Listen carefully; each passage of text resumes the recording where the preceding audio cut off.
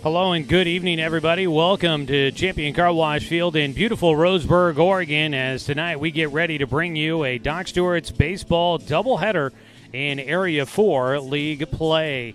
It's the Medford Mustangs in town for the final two games in this series. Well, what was scheduled to be the final two games of this series, a suspended game back on June 22nd, could still be made up between the two clubs. We'll talk more about that coming up.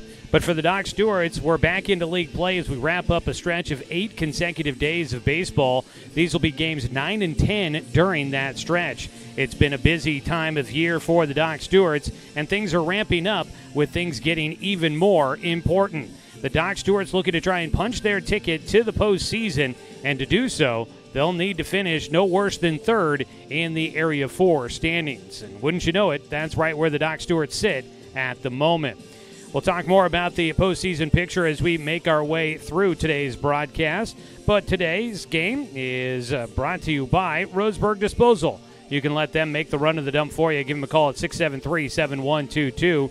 Roseburg Disposal is our pregame show's sponsor. And here during the pregame show, just a little bit ago, I got a chance to catch up momentarily with head coach Cody Walton for the Roseburg Doc Stewarts for our Bowers Industrial pregame coaches interview to get some of his thoughts about the upcoming matchup with the Mustangs. Well, Coach, you guys are taking on Medford here today, and looking up and down the lineup, I know there's probably a few names you'd like to be able to put in that lineup card, but the team a little bit banged up here as we turn into July. How are you kind of feeling about where things stand with the roster you guys have available to you? Yeah, certainly. I mean, we're in the dog days of summer for sure, and there's a lot of guys banged up and played a lot of games in a row, and so you said it best. I mean, I'd love to have a few more guys today. The guys that are going to be playing today are ready to go, and they're excited for their opportunities. Yeah, we've gotten to this point of July where you're getting back into league play after the tournaments and some non-league stuff. Obviously, important games for you guys as you look to try and lock up that spot in the postseason. These matchups against Medford, obviously always a tough one. How do you feel about going into this matchup after what we saw from them when we were down there back in June? Yeah, those were really tough games. I mean, they're always a really good program, and they got a lot of good guys, and we'll see some really good arms today. It's going to be a tough one. It was a battle there, and it's going to be a battle here, and especially with as banged up as we are, we're going to have to really grind. Yeah, definitely.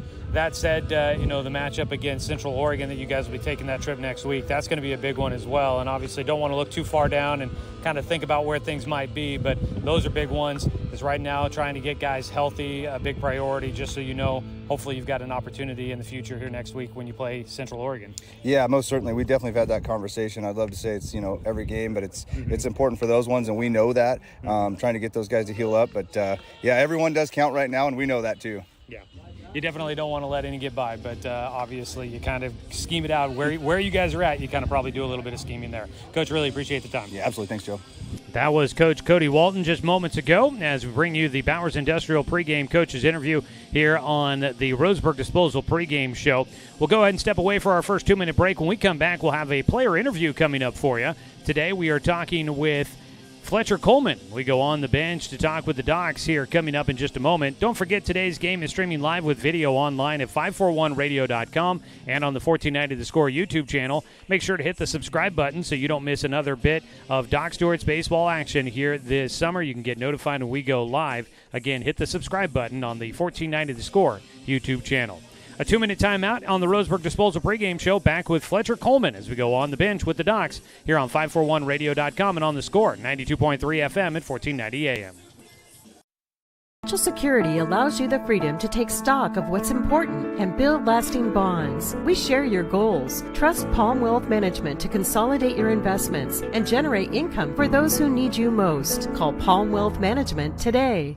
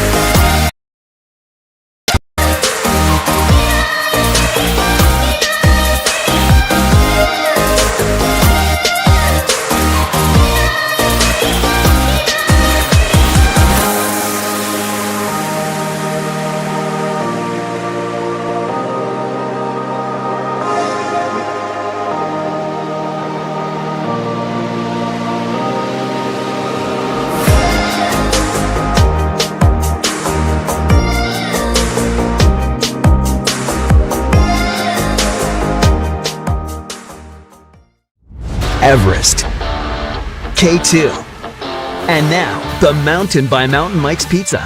The biggest pizza this side of the Rockies. The mountain-sized pizza is a massive 20 inches wide, delivering 20 slices and a mountain of toppings. Made with the freshest and finest ingredients. Dough made fresh daily with 100% whole milk mozzarella cheese and toppings to the edge. It's time to go big. Order yours now by using our mobile app. When it comes to finances, it can be hard to know what's in your best interest. Experience the strength of advice at Palm Wealth Management. From education and estate planning to retirement and the unexpected, we can help. Call Palm Wealth Management.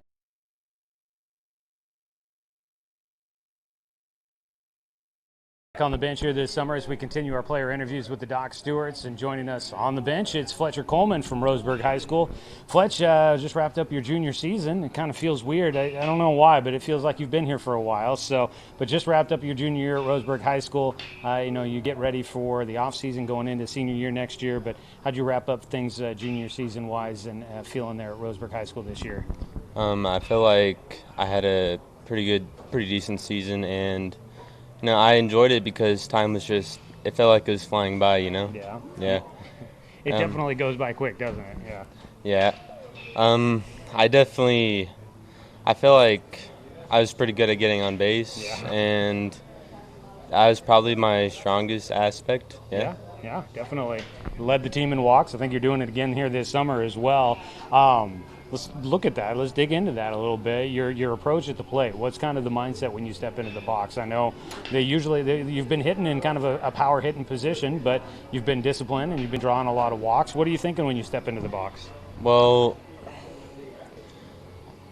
like the yes, no approach. Mm-hmm.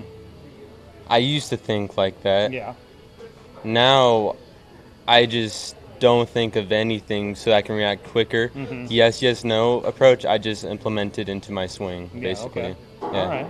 Well, it's been working out for you, that's for sure. And, when you are swinging, you are hitting the ball pretty well as well. And it's been fun to see. How do you feel like, you got the opportunity as a sophomore to get a chance to be out there with Roseburg? How do you feel like you grew as a player going into your junior year? I feel like I became more – I feel like I became a little bit of a leader, like – not really like vocal, like wise, but more like examples, or like showing like the right stuff, Yeah, you kind of saw from the older group as a sophomore, saw kind of what was the expectation, and now feeling like you can kind of make sure that the younger guys or other guys on the team know what that is, and then you're able to go out there and just kind of show them how it's done. Yeah, exactly. Cool. Well, you get to kind of maybe step into a bigger role into that now as you're getting ready for your senior year. Is that something you're excited about? Yeah, I'm not sure that's gonna work out. I mean, we got Nick and AJ, but heard something about AJ maybe going to a different school. So I don't know who's gonna be like leading all the stretches and stuff. Yeah. Might be me, but I'm totally fine with that. Yeah. Kind of taking what the role that Paxton was this year for the team. Yeah. You got to be that. It needs somebody to be that vocal leader out there to make sure people are in the right spots. And it's a group that's going to bring back a lot. Hopefully everybody comes back that was with the team this year, and you got a lot of young guys on that team that are going to be back into the mix there as well. How do you feel about going into senior year of baseball? It feels like it's a team that could have some possibility of being a pretty successful program. We definitely got a lot of talent in the team, and they're all like hard ball players, just a little young, that's all. Yeah, definitely. Yeah. But we're seeing a lot of these guys that are out here this summer that are getting good reps with the Docs, and hopefully we'll carry that over into Roseburg season next year. Looking at this year with the Docs, it's your second chance to be on the Docs here this summer, getting to be a part of this team again. What's that mean to you? It means a lot, I really like playing on this team. I have had great experiences last year. It's fun to play with these guys, and they're all great guys.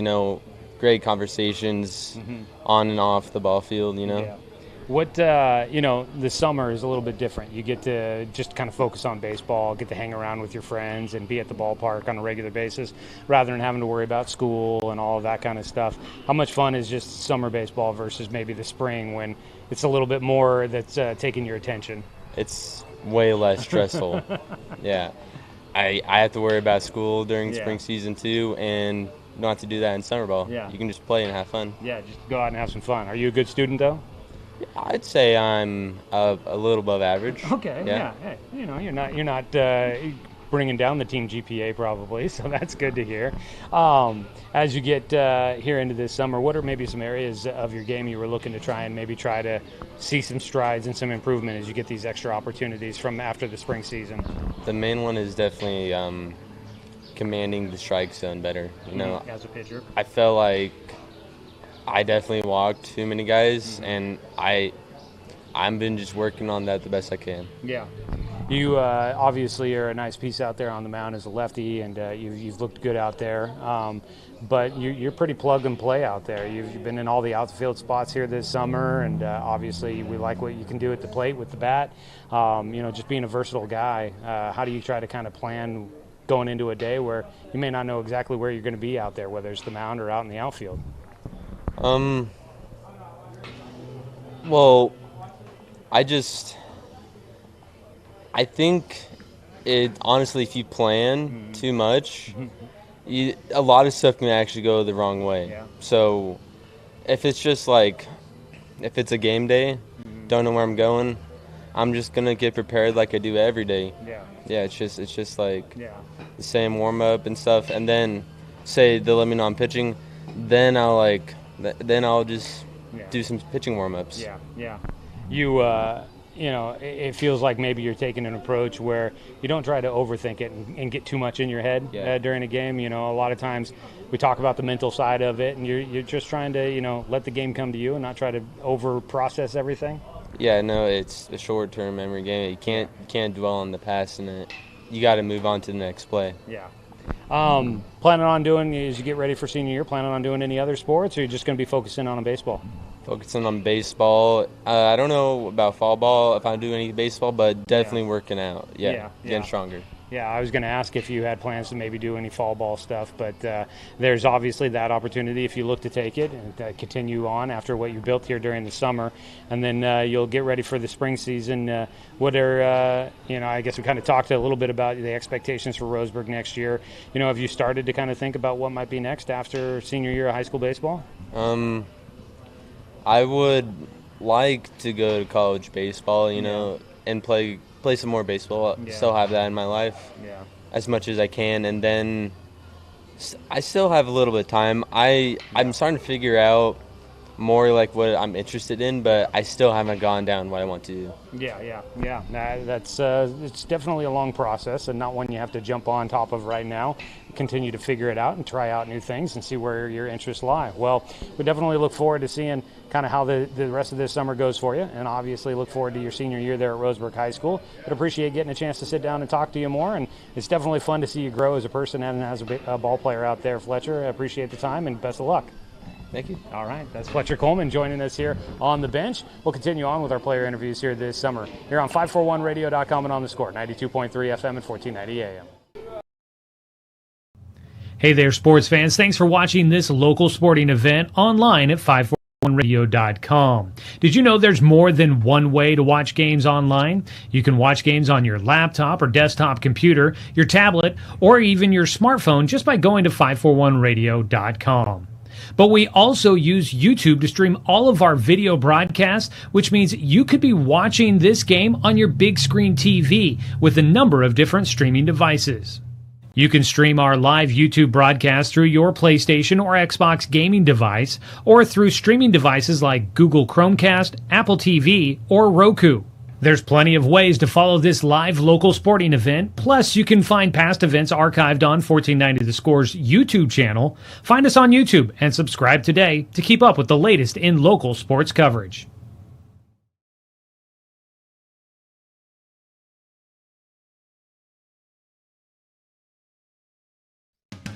We are Douglas County Farmers Co-op, but we're not just for farmers. We serve all residents of Douglas County because we are Douglas County. Stop by today for everything from a tank of gas to a bite to eat anytime you're hungry. Pick up something for yourself, your home, and those you care for. Celebrating 100 years of service, Douglas County Farmers Co-op. Good people, good products, and good advice. For over 100 years, Douglas County Farmers Co-op has been serving the needs of farmers, ranchers, and homeowners throughout Southern Oregon. Here, everyone is welcome. When you shop with us, you can expect good people, good products, and good advice. No membership needed. Just bring yourself, and we'll provide the expertise and products you need to tackle your next project. Douglas County Farmers Co-op, where everyone is welcome to shop. Number 8 is Brady Sickler. Number 10, Jedediah Robertson. Welcome you back here to Champion Car Wash Field, where we are getting ready for today's matchup. Let's go ahead and introduce you to today's starting lineup for the Medford Mustangs as they get announced down on the field by tonight's public address announcer, Robert Tilton. Starting lineups brought to you by Southern Septic Service. John King in his third year with the Medford Mustangs as the head coach. We'll have a starting 9 with Easton Douglas leading off at catcher. Mason Snopel, the left fielder, batting second. Cade Pedersen, the center fielder, will bat third. Sean McFall at third baseman, batting cleanup. Blake Patro is the first baseman, batting fifth. Morgan Austin, the shortstop, will bat sixth. Ryan McFall, the DH, batting seventh. Hitting eighth is Brady Patterson, the right fielder. Keegan Painter, the second baseman, will round out the starting 9 for the Mustangs. As we get ready for the Doc Stewarts to take the field, here's the home team today, taking a look at the defense for the Doc Stewarts and head coach Cody Walton. It'll be Mason Young behind the plate today, making his way back from an injury. Wade Molitor will be at first base. Tegan Sprague at second base. On the left side of the diamond, it's Logan Anderson at third and Paxton Burke at short. In the outfield from left to right, it's Quinn Gaylor, Christian Corba, and then Hayden Thompson, your defense for the Doc Stewarts.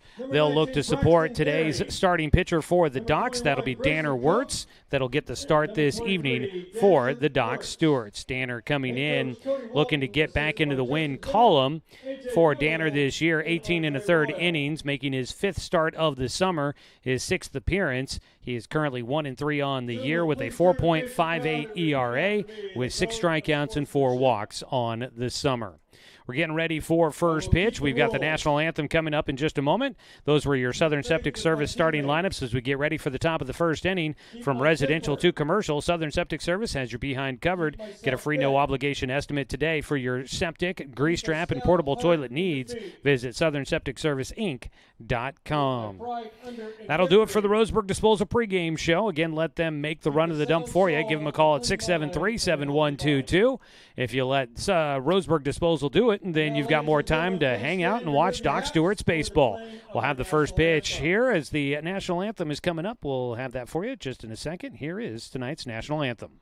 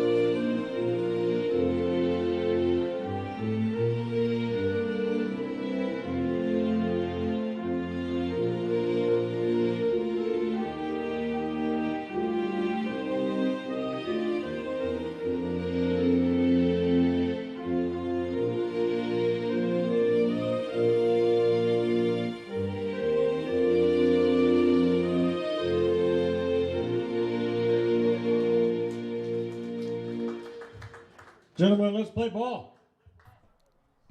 All right, let's get ready to get it done. And the Doc Stewarts and the Medford Mustangs getting ready to square off here today as we will continue on with Area 4 play between the Doc Stewarts and the Medford Mustangs.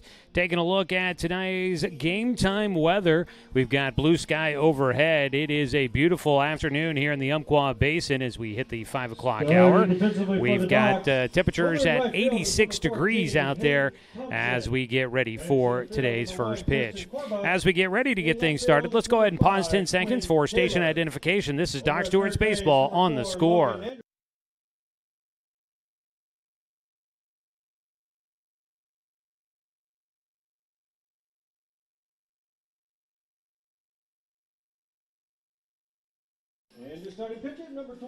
Doc Stewart's starting pitcher, right-hander out of Roseburg High School, Danner Wirtz, again making his 5th start of the season.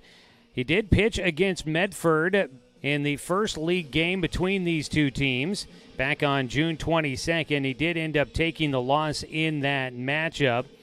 It was a 10-9 loss for the Doc Stewarts. They had a chance to win it but could not finish it off, as the bullpen would end up allowing the game-winning run to come in, but that run went to Danner's total. He gave up 7 runs, only 3 of them earned on 11 hits, over 4 innings. He had no walks and 2 strikeouts against Medford in that matchup.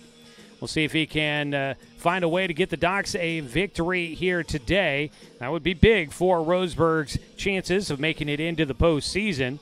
The Doc Stewarts right now sitting in 3rd place in the Area 4 standings. And there are 4 teams in the Area 4 league. You just can't be last this year. Right now the Docs at 2-5. Central Oregon is 0-6. Those 2 teams battling it out for the final spot in the postseason. First pitch is in for a strike, and we are underway here at 5:03 tonight. It has been a bit breezy here today, so that center field camera might be moving around just a bit throughout the broadcast for those that are watching online. Ground ball right side for Easton Douglas. Throw a little off target, but stretching to get there. Wade Molitor will make the grab on the pitch over to first base by Tegan Sprague. 1 away as we get things started here in the top of the first. Easton Douglas saw 2 pitches. He's out number 1. That'll bring up Mason Snopel, the left fielder. Another right-handed batter for the Mustangs, who come in at 2-3 in league play. Fouled back the first pitch for strike 1. These 2 teams, unfortunately, because of the suspended game in Game 2 down in Medford back on June 22nd, they have played the odd number of games in league. Everybody else has got a even number of games played. Pitch high, 1-1 count here for Snopel.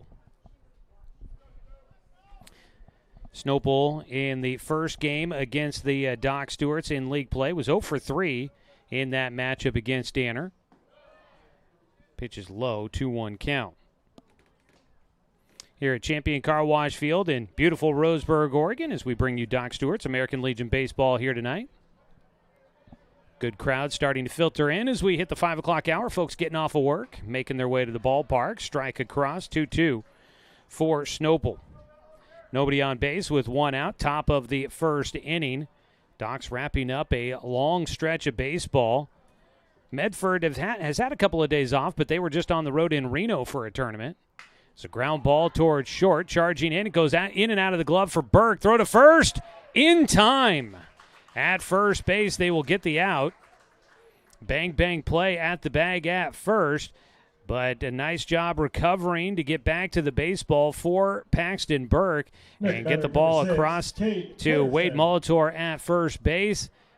Bang, bang there. That one is tough to call on the replay. Back to action. It'll be the lefty, Cade Pedersen, that'll stand in. He takes the first pitch low for ball 1. 2 outs, nobody on base.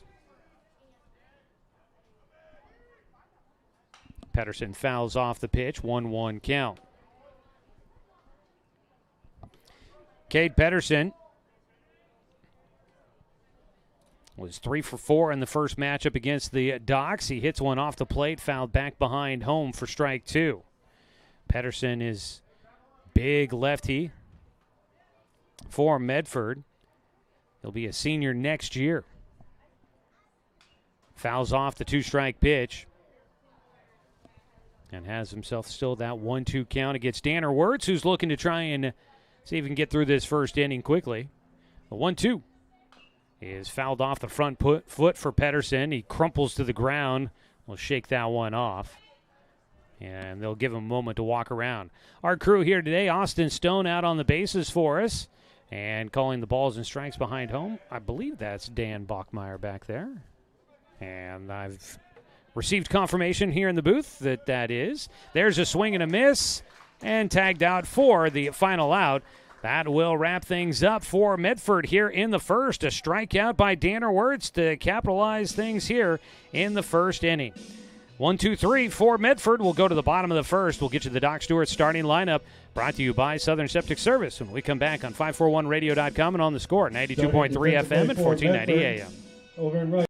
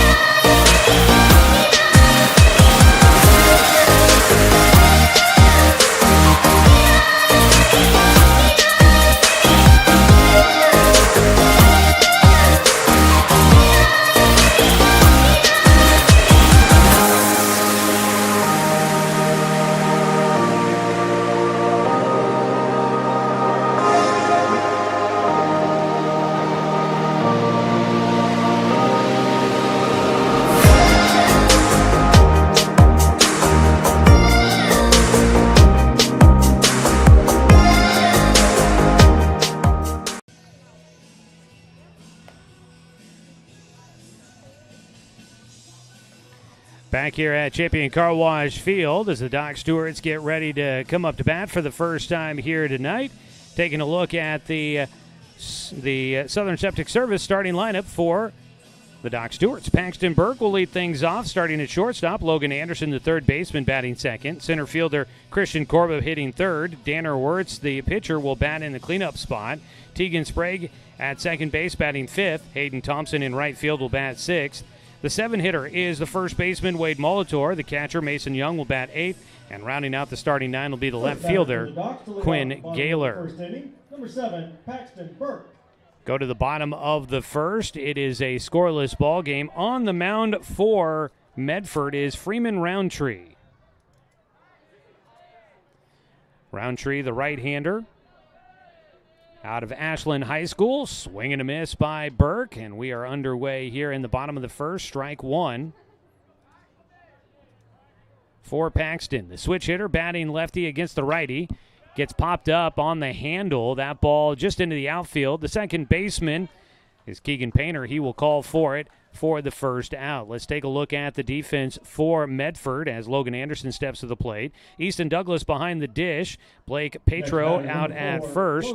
Keegan Painter at second. On the left side, Sean McFall at third. Morgan Austin at short. In the outfield from left to right, Mason Snopel, Cade Patterson, and Blake Patterson. They will look to support Roundtree, who's got one out and fires in a first pitch, strike one to Logan Anderson. One away, nobody on base.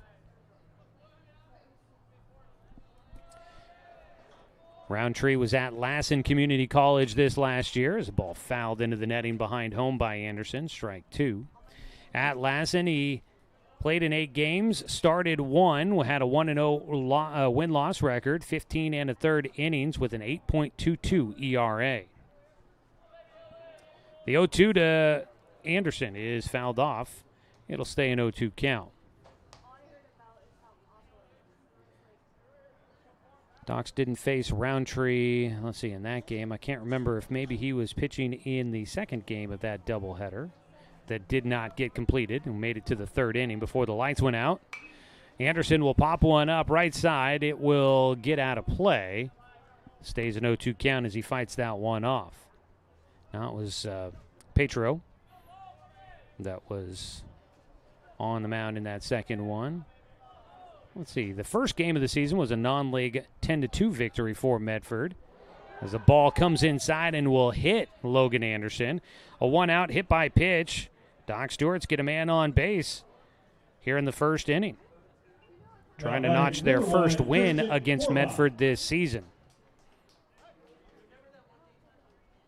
Nope, this will be the first time this year the Doc Stewarts see Freeman Roundtree.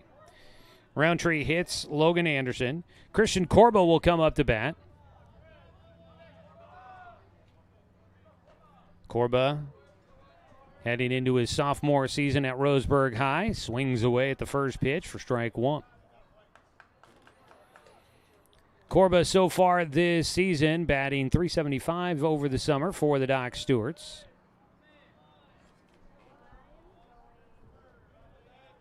Pickoff throw to check on Anderson at first. He's back in safely. One out, hit by pitch, has a man on base. There goes Anderson. The pitch is low, no throw by Douglas from behind the dish. 1-1 count for Corba, and the Docs will have a man into scoring position. Stolen base for Logan Anderson. Docs have been aggressive on the bases as of late for Logan Anderson. That's his 11th stolen base, ties him for second most on the team. A pitch low. Anderson thought about it out at second base, but he will race back to the bag as Easton Douglas gets to the baseball out in front of home plate. 2 balls and a strike for Christian Corba.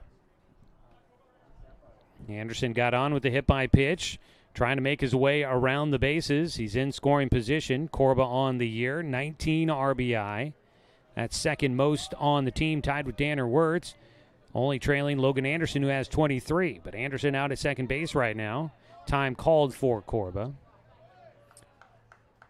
Logan Anderson with 23 RBI. He's also scored 23 runs. That's second most on the team, following Paxton Burke, who's in the leadoff spot and gets on base to try and set up those scoring. A ground ball, left side, high chopper, barehanded at third, but no play. Now they've got Anderson off the bag, coming home. He'll get tagged out. Corba will stay at first. Unlucky there. Anderson took a big turn at third, trying to be aggressive. There's nobody holding him on at third. Nice job by Sean McFall charging in, barehanded that ball. If he doesn't do that, Doc scored the first run of the ball game. Instead, there's 2 out, and they trade a runner at third for a man at first. Almost had an opportunity to have runners on the corners. I understand the thinking there for Anderson. If that ball's not fielded cleanly by McFall, that's a chance to score. And out at first base, Christian Corba does not take advantage of a ball that goes between the legs for Easton Douglas. So the Docs, a couple of base running, not blunders here, but miscues. Danner will swing through the 1-0 pitch for strike one. 2 down and a man at first. That'll be a base hit for Corba. Just had the Baltimore chop off the turf. Sean McFall coming in, makes the barehanded grab on that ball. Didn't have a play at first, but ends up getting Logan Anderson tagged out at third. And now a soft liner for Danner Wirtz to first base. And that will finish off, to second base. That'll finish off the first inning. No runs. There was 1 hit. There were no errors, and 1 man left on base for the Docs. They threaten here in the first inning, but can't capitalize on the opportunity. Head to the top of the second. It's scoreless between the Docs and the Mustangs on 541radio.com and on the Score, 92.3 FM and 1490 AM. My wife and I moved to Oregon to raise a family, set our roots, and to have a lot of fun outdoors. We quickly realized that we needed a truck or a rig for the projects that we were doing in our backyard. When we were looking to find a place to finance our truck, we asked our patients, and everyone recommended Cascade Community Credit Union. It was so easy to work with Cascade. Everything was done via email, phone, and we didn't even need to go in. I can't wait to finish up the projects in the backyard, go on more adventures in our truck with our boys, and I look forward to working with Cascade again in the future. Successful companies have a very important secret. Good advertising works and makes them money. That's why your business should contact Lotus Media Group. Let us help you cash in with multimedia advertising. Multiple touches from Douglas County's only Google certified partner and most effective advertising platform. Web, broadcast, print. Make it happen. LotusMediaGroupLLC.com.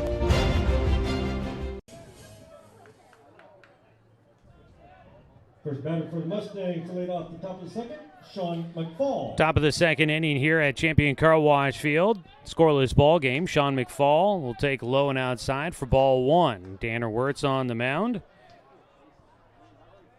Trying to follow up a scoreless first inning. Missing low and outside. The count goes to 2-0. Docs had their chance there. Again, the ball is hit in the air out towards left field. Quinn Gaylor will be there to make the catch. One away as McFall is retired. That is Sean McFall. Ryan McFall coming up later in the lineup. One away for Danner Wirtz and the Doc Stewarts. Blake Petro will bat with one out, nobody on. Danner delivers a fastball on the outside corner for a strike. That play, if Sean McFall does not barehand that ball and make it cleanly, Logan Anderson scores easily. So he took a gamble, and it didn't pay off. As the ball towards right field is in for the first hit of the game, Petro will get on with the single through the right side. First baseman Wade Molitor just didn't have the cat-like reflexes to have a chance at that one. It got on him quick and into right field, out of his reach. Not his fault. First hit for the Mustangs in this one. Both teams with a hit so far. One on, one away. Morgan Austin, the shortstop, will stand in for Medford. First pitch off speed, in for strike one, called as Austin watches it go by.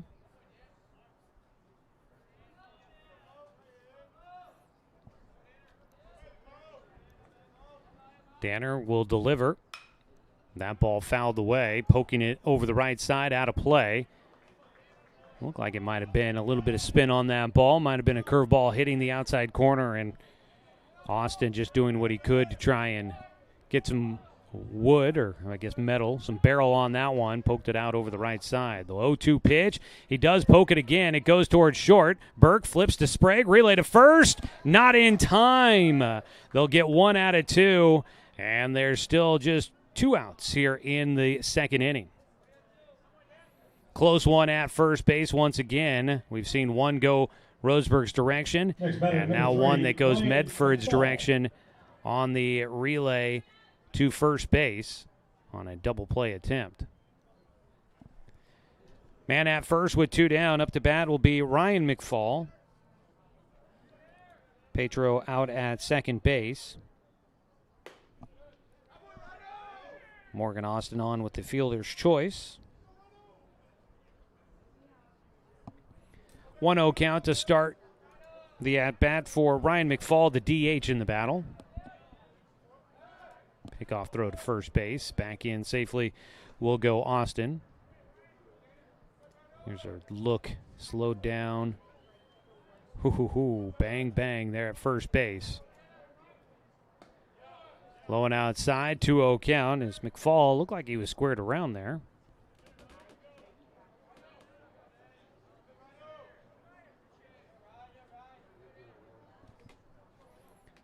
Two-0 delivery for Wirtz. He does square to bunt. It goes back to the mound. Danner will get it. Sends it over to Wade. Molitor at first. Wade will stretch to get it. Had to avoid the runner, but he does get it in the glove for the final out here in the top of the second. So a couple of runners get aboard, but nothing done for the Mustangs. Docs come up with some good defense, and we are through the top of the second. Still scoreless. No runs, 1 hit, no errors. 1 man left on for the Mustangs. Go to the bottom of the second. Docs will have Sprague, Thompson, and Molitor due up on 541radio.com and on the Score, 92.3 FM and 1490 AM. To us, pizza the way it ought to be isn't just our slogan. It's our promise and our passion to give you the best dining experience and the best tasting pizza you expect. For over 40 years, we've been making pizza the way it ought to be. Handmade with the freshest and finest ingredients. Our dough is made fresh daily, and we use 100% whole milk mozzarella cheese and toppings edge to edge. There's pizza, and then there's Mountain Mike's Pizza. Pizza the way it ought to be. At Roseburg Disposal, we're dedicated to meeting your garbage service needs. Started in 1932 by brothers Norm and Orville John, Roseburg Disposal continues to be owned and operated by the John family today, now in its 3rd generation. Providing residential and commercial garbage disposal and recycling, we serve the greater Roseburg area. Invested in our community, our company has participated in many community projects both financially and through donated services. Committed to our customers and our community, Roseburg Disposal. Today's ball game is brought to you by Dr. Lance and Randall Family and Cosmetic Dentistry. Call 541-378-6694. Visit drrandall.com. First pitch, strike one to Tegan Sprague, the second baseman for the Docs. Scoreless ball game as we begin the bottom of the second. Breaking ball misses low and inside. 1-1 for Sprague. Tegan Sprague coming into the battle, hitting .281. Started out slow, but he's dug his way out of that early hole, and he's been hitting pretty well lately. Flies one to right field. That ball down the line, chasing that one into foul territory. The catch is made. It's Blake Patterson out in right field that tracks that one down for the first out. Into foul territory, battling the sun, makes the catch just into foul territory. One away. Brings up Hayden Thompson, the right fielder. Thompson playing in his 15th game this summer, batting .217. Swings through, takes a big cut at the first pitch from Roundtree. Sun shining here, going to be playing under the lights a little later on tonight. This will be a late doubleheader for us this evening. It's the 0-1, bouncing in low. But then we get a couple of days off for the Doc Stewarts, much needed. This team's been out on the field a lot. This is day 8 in a row for him. Check swing. Did he go around? No, on appeal. Able to hold up for Thompson. 2 balls and a strike. Docs 8 days in a row of baseball. Medford hasn't played in a couple of days, but they were down in Reno where they went 6-0 in the Reno 4th of July Classic, winning that tournament title for a second consecutive year. 3-1 pitch to Thompson. Misses high and inside for ball 4. First walk in the game for Roundtree. So Thompson aboard with one out. Number 6, Wade Molitor. Docs have had a runner on base with one out so far in the first and second inning. Logan Anderson was hit by a pitch in the first. Now here in the second, Hayden Thompson gets a walk. Pickoff throw to check on Thompson. Back in safely will go the runner.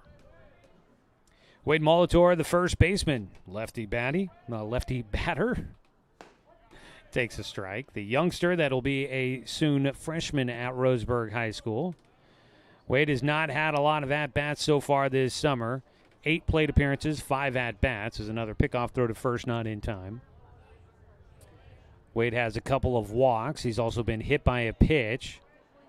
Still looking for his first hit as another pickoff throw to first base, and Thompson continues to get back safely.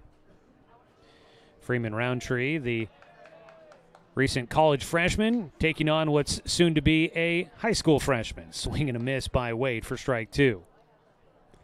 It's quite the, the Docs have that makeup on their team as well, with a couple of guys back from a freshman year of college. It's the 0-2 pitch. Wade will hit one left field. That gets down. He's got his first hit of the summer. Wade Molitor comes in. I think he just celebrated a birthday recently, too, or it's coming up here soon. He's got his first hit of the summer, and it comes against Medford in a league doubleheader. Way to go, Wade. The youngster on base, and he moves Hayden Thompson up to second base.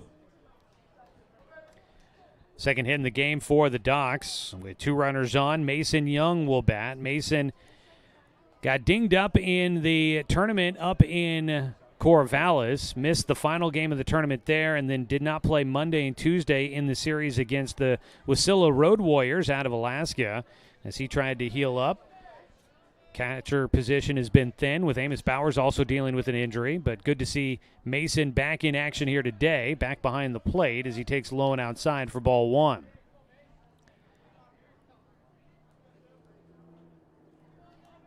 Mason, the transfer from Douglas High School, will be back to a senior year next year at Roseburg High School, presumably. There goes the runner from second, and no throws. A strike called. Into second base goes Hayden Thompson. Aggressive out there for the Docs today. Stolen base.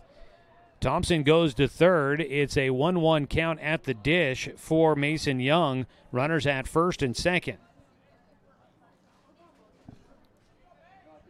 Make that 1st and 3rd, I mean. Pickoff throw to first. Wade goes diving back in. At third base is Hayden Thompson. First base, Wade Molitor. Mason Young at the plate. Just one out. Docs with a scoring opportunity here in the second. Young will square to bunt. He takes a strike. Douglas behind the plate came up looking to throw. Does not hurl the ball anywhere. And Mason Young with 2 strikes against him. Roundtree looking to try and get a big strikeout here. Again, tosses over to check on Wade at first. Big moment here early in this game for the Docs as they try to grab the lead first. Still a long ball game to go. The 1-2 pitch is fouled off by Mason. He'll stay alive. Mason Young on the season right now, hitting just 115. Does have 4 RBI. Looking to add to that.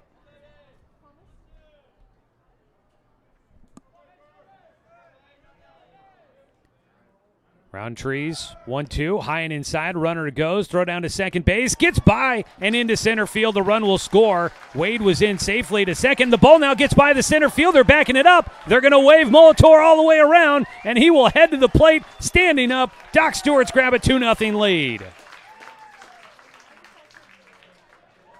A wild turn of events on the series of plays there. Wade will steal second. And the throw down to second base was not going to be in time, got away. That allowed Thompson to come in to score. And then the throw got away, and Wade would come in to score as well. Meanwhile, back at the plate is now a 3-2 count for Mason Young with nobody on, 1 out, and the Docs lead 2-0. There's strike 3. That pitch just catching the outside corner, and Young goes down looking. 2 away. First strikeout in the game for Roundtree. First error in the ball game for Medford.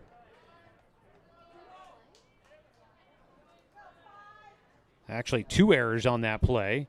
You can put 1 on the catcher on the throw and then 1 on the center fielder misplaying the backup as the ball fouled away for strike 1 to Quinn Gaylor. So E2 on the throw, then E8 missing the ball out in center field, allowing Molitor to score.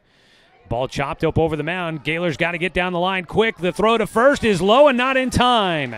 And the Doc Stewarts, sometimes it doesn't take a big hit to the alley all the way to the wall. Sometimes it's just hustling down the line and beating out an infield single. Base hit for Gaylor on a chopper over the mound.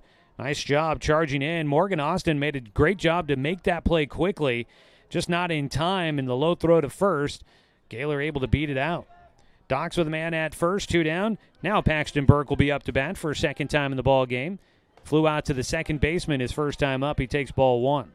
Today's game brought to you by Palm Wealth Management, a member of D.A. Davidson & Company, member SIPC. The 1-0. Swing and a miss by Paxton. Chasing 1 out of the zone. Docs ahead 2-0 here in the bottom of the second inning at Champion Car Wash Field in Roseburg. Roundtree will throw over to first base. At first base, Petro not even concerned about trying to put down a tag on Gaylor. Ball up the middle. It'll 1-hop to the bag at second. Austin will field it and tag the bag. It'll be a fielder's choice for Burke as they get Gaylor out at second. That will finish it off for the Docs here in the second inning, but they get a couple of base hits and take advantage of a couple of errors to build a 2-0 lead. We head to the top of the third. Docs in front on 541radio.com and on the Score, 92.3 FM and 1490 AM. To expand your portfolio? Consolidate your investments with Palm Wealth Management. Our trusted team makes it easy to diversify and track your investments. Let Palm Wealth Management coordinate your financial strategy. Call Palm Wealth Management today. Looking for more local sports coverage? CBS Sports Radio 1490 The Score has you covered. Check out our homepage at 541radio.com for sports stories, scores, and podcasts. And follow us on social media. 1490 The Score is on Twitter, Facebook, and Instagram. And take the station with you wherever you go with the 541 Radio app. Download the app in your smartphone's app store and get access to a live stream of the station, sports stories, podcasts, and easy messaging with the station and others. When it comes to finances, it can be hard to know what's in your best interest. Experience the strength of advice at Palm Wealth Management. From education and estate planning to retirement and the unexpected, we can help. Call Palm Wealth Management today. Start the third inning here in Roseburg. Danner Wirtz will miss outside. Ball one as he faces the 8-9-1 hitters. It's Brady Patterson, the right fielder, that'll lead things off. 1-0 pitch to the lefty. Pops it up, left side, foul territory, and out of play for strike one. Today's ball game sponsored by Roseburg Country Club, established in 1922, offering an 18-hole course with excellent year-round playability. Find out more at roseburgcountryclub.com. 1-1 pitch to leadoff man in the third is in for a strike, right down the middle there. Well, last night Eugene gets a couple of wins against Central Oregon, and that clinches the Area 4 league title for Eugene, is fighting off the 1-2 pitch. Patterson will stay alive against Danner. At 11-1 and done with their league schedule, Eugene cannot be caught by anybody in the league, so the challengers are your champions in 2026. Is the 1-2 pitch. Fouled away again, foul territory. Anderson giving chase, but he'll run out of room in the Doc's bullpen over the left side. Stays a 1-2 count here for Patterson as we lead off the third. Eugene at 11-1. Behind that, Medford at 2-3. Docs at 2-5. Central Oregon at 0-6. Medford, the host team for the state tournament. There's a pitch inside. 2-2 count for Patterson. Since Medford's the host team, they're automatically into the state tournament, and they don't factor into the seeding. Area 4 will get one other team into the state tournament. As a pitch outside, count goes full. So it's a battle between the Docs and Central Oregon for the final tournament spot out of Area 4. Docs have the advantage right now, but it could be lost as a ball out towards left center on the run. Diving attempt. It'll get by Corba. Backing up the play will be Gaylor. Takes him a second to get there. It'll be a double for Brady Patterson. Patterson a two-strike double to left center field. Corba didn't quite get the jump he needed. He leaned to try and get to that ball, but it was just out of his reach. Gaylor did a nice job of getting there to back up the play. Second hit in the game for the Mustangs. That is their first extra base hit, and it'll be the first runner in scoring position for Medford. Keegan Painter, the 9-hitter in the lineup, will bat with nobody out and a man at second. I was reading about the trip down to Reno for Medford, and the talks about Keegan Painter got moved from the 2 spot in the lineup down to the 9 spot, and apparently he's thriving in that spot. So we'll see what he's got here today. First time up, Danner will step off and have Mason recycle through the pitch selection to start things off against Painter. Strike to begin the at-bat. Medford trailing 2-0, but have a man in scoring position to start things off here in the third inning. Standing out of the box, Painter taking his time. Digs back in, the 0-1 pitch for Wirtz. That ball is fouled in the air right side. Long run, Thompson trying to get to it in the bullpen for Medford, and it's out of his reach. Fouled away for strike 2. Danner is a quick worker on the mound, and I don't know if Keegan was told to take his time getting back into the box by Coach John King, who's standing out in front of his dugout on the first base side, directing the hitter. Maybe just trying to change up the rhythm for Danner here, who likes to get on the rubber and deal quickly. It's always a chess game out there. The 0-2 pitch from Wirtz outside, couldn't get him to chase. 1 ball, 2 strikes with nobody out.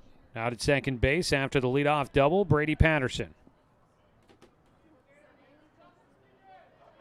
And again, Painter taking his time standing in the box. These two familiar with each other from the high school ranks. It's a ball chopped off the plate. It's a slow chopper towards short. And a throw to first base will get away. And that'll allow a run to come in from Medford. Up to second base will go Painter. It'll be a base hit for Painter, and then the throwing error will allow the run to score and allow Painter to get to second base. Again, you credit the Docs trying to make a play, but unfortunately, it comes back to hurt them. First error in the game for the Docs, and for Medford, they've got the game-tying run in scoring position with nobody out. Number 12, Top of their order coming up once again, it'll be Easton Douglas. A ball not hit hard, and as we said for the Docs in the bottom of the second, doesn't always require hitting the ball to the alleys all the way to the wall. Sometimes you can get away with some difficult balls on the infield and racing hard to first base. Squaring to bunt, Douglas takes, throw it down to third base. Tag applied. Did he slide off the bag? No. In safely will be Keegan Painter as he steals third. Mason Young behind the dish didn't quite react fast enough to get the throw down there.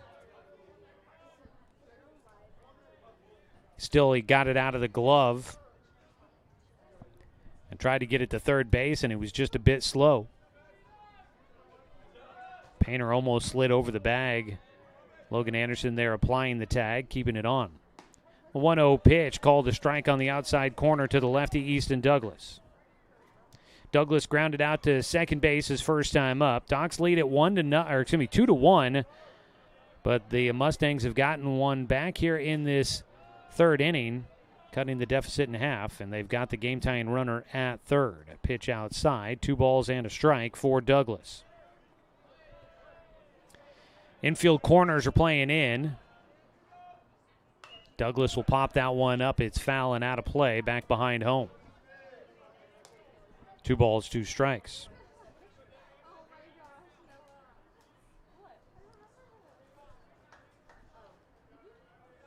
Danner's 2-2 pitch. Breaking ball, popped up, foul territory. Anderson will watch it go into the grandstands. The count stays 2-2.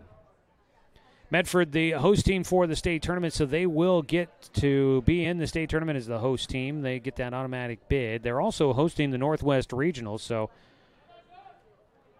they really don't have to worry about anything until the regional rolls around, and then they're 5 wins away from making it to the the World Series. It's a pitch low and inside, full count for Danner against the top of the order here, Easton Douglas. Douglas batting with a man at third and nobody out, trying to tie this one up for the Mustangs. 3-2 pitch.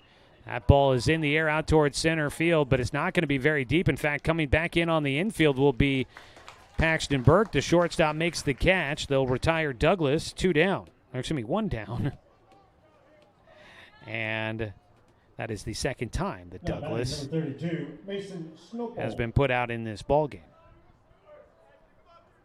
Still a runner at third for the Mustangs, so with the first out here in the third inning and no immediate double play option out there on the infield, the Docs are going to have to manufacture a second out. Called strike 1 on a breaking ball, hitting the outside corner to Mason Snopel that gets a groan out of the Medford fans in attendance.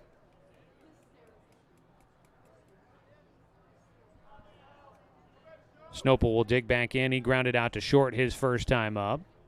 The 0-1. Squares to bunt. This time offers. Throw down to third base. Gets away. And that will allow the game-tying run to score. Both teams' errors have been the issue. And they had 2 strikes against Snopel before that throw down to third base gets away by Mason Young. Anderson tried to get up to get to that ball but could not reach it. So a throwing error by the shortstop Paxton Burke. Now a throwing error by Mason Young, and 2 runs have come in to tie this ball game up. Ball fouled away on the 0-2 pitch to Snopel.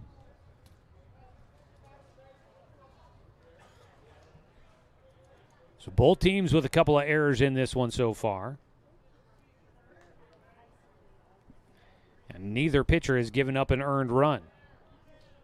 Still 1 out. Mason Snopel batting with the bases empty. Breaking ball outside. Snopel holds off. Initially looked like he was enticed by that one, but does not go after it.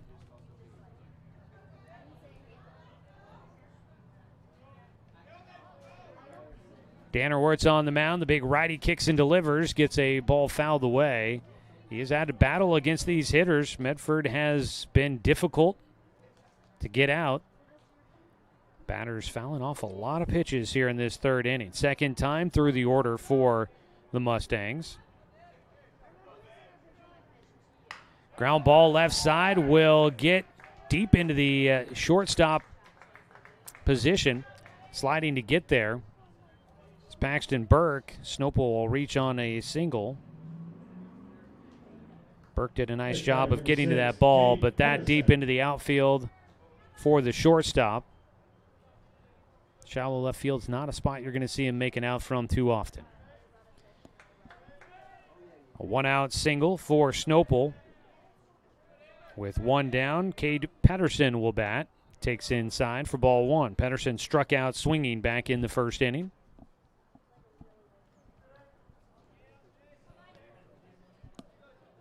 One-0 delivery coming up here for Wirtz. Pickoff throw to first. Oh, they almost got him over there. Throw went into the wrong side of the bag for Danner. But spinning his wheels over there, Mason Snopel. Wasn't even that far off the bag, but might have been thinking he's heading to second. Wirtz will deliver in as Pedersen fouls off the pitch. 1-1. Cade Pedersen out of North Medford High School. He was the Southwest Conference Player of the Year as a junior. Hit .371 during the spring season. Another pickoff throw. Tagged quickly down by Molitor, but not in time. 2-2 ball game here in the third inning. Medford rallying back to tie the game up. Pitch low and inside. Scooped up by Mason Young. Nice job by the catcher. On a pitch inside just at the shoe tops there for Pedersen. 2-1 count.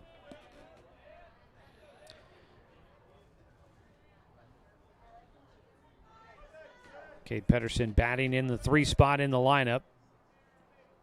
With one out, a man at first. The 2-1 pitch, sharply hit, but it'll hook into foul territory and down into the bullpen down the right field side for strike 2.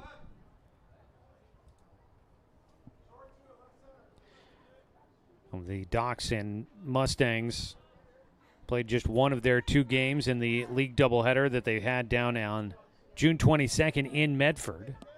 It's a 2-2 pitch. Swung on and missed. Another strikeout for Wirtz, and Pedersen very obviously frustrated with himself on that one. Slams the bat down as he now turns and heads to the dugout. 2 away. Second strikeout in the game for Danner, both against the 3-hitter in the lineup. Sean McFall, the 3-hitter, or make that the third baseman and 4-hitter in the lineup. He flew out to left field to start things in the second. He'll stand in with a man at first, 2 down, and the game tied at 2.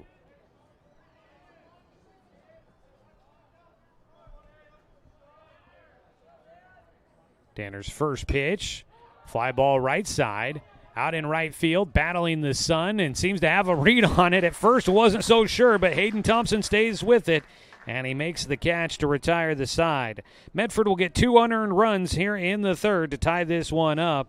There were 2 hits, make that 3 hits for the Mustangs, 2 errors for the Doc Stewarts, 1 man left on base for the Mustangs. We're tied at 2 as we go to the bottom of the third here on 541radio.com and on the Score, 92.3 FM and 1490 AM.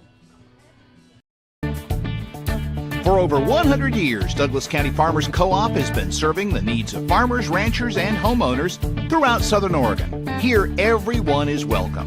When you shop with us, you can expect good people, good products, and good advice. No membership needed. Just bring yourself, and we'll provide the expertise and products you need to tackle your next project. Douglas County Farmers Co-op, where everyone is welcome to shop. Are you an enthusiastic sports fan? Want to have fun and get in on the action? Heck yes, that'd be awesome. Have great attention to detail? Want to stay active? Definitely. Want to give back to the student athletes in your community?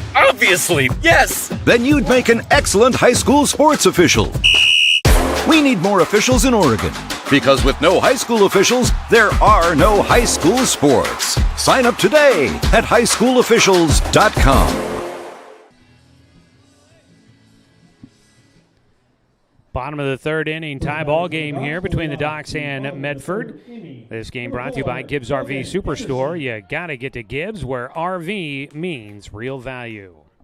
Freeman Roundtree now with a tie ball game will face the Docs two-hitter. Logan Anderson misses on the first pitch, ball one, as we get things started here in the bottom of the third.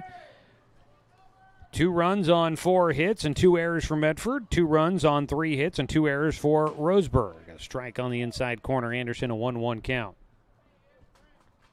Logan in his first at-bat hit by a pitch. Ended up getting caught between home and third for the second out of the first inning. He grounds one right side. It is fielded by Painter.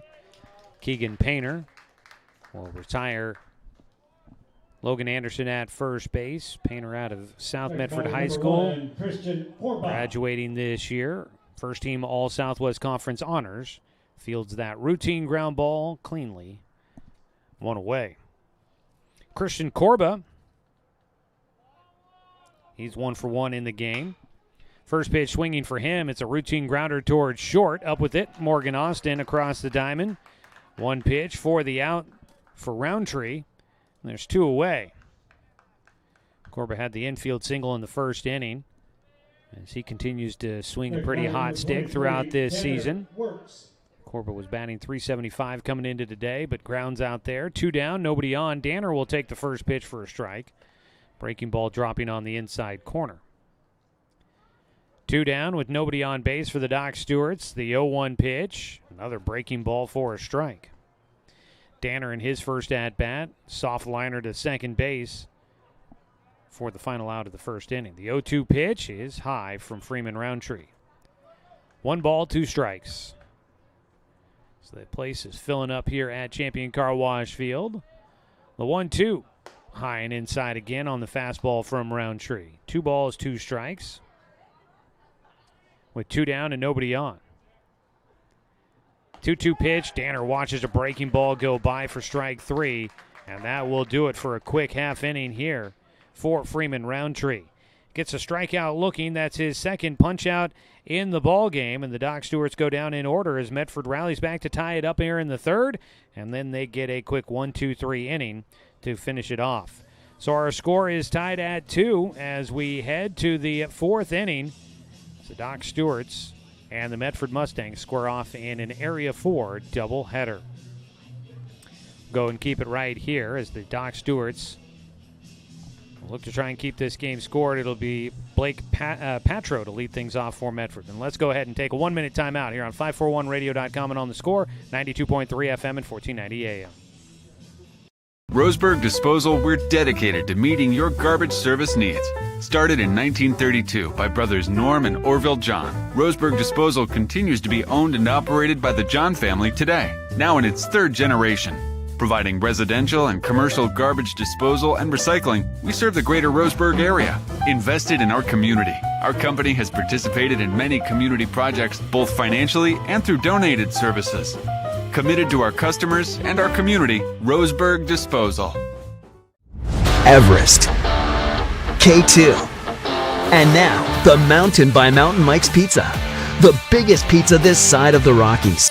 The mountain-sized pizza is a massive 20 inches wide, delivering 20 slices and a mountain of toppings. Made with the freshest and finest ingredients. Dough made fresh daily with 100% whole milk mozzarella cheese and toppings to the edge. It's time to go big. Order yours now by using our mobile app.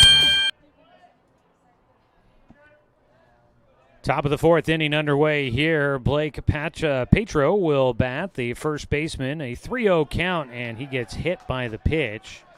So he earns his way on the hard way. Leadoff man on base for the Medford Mustangs here to start the fourth inning as they are in a tie ball game with the Doc Stewarts. First hit batter in the game for Danner Wirtz.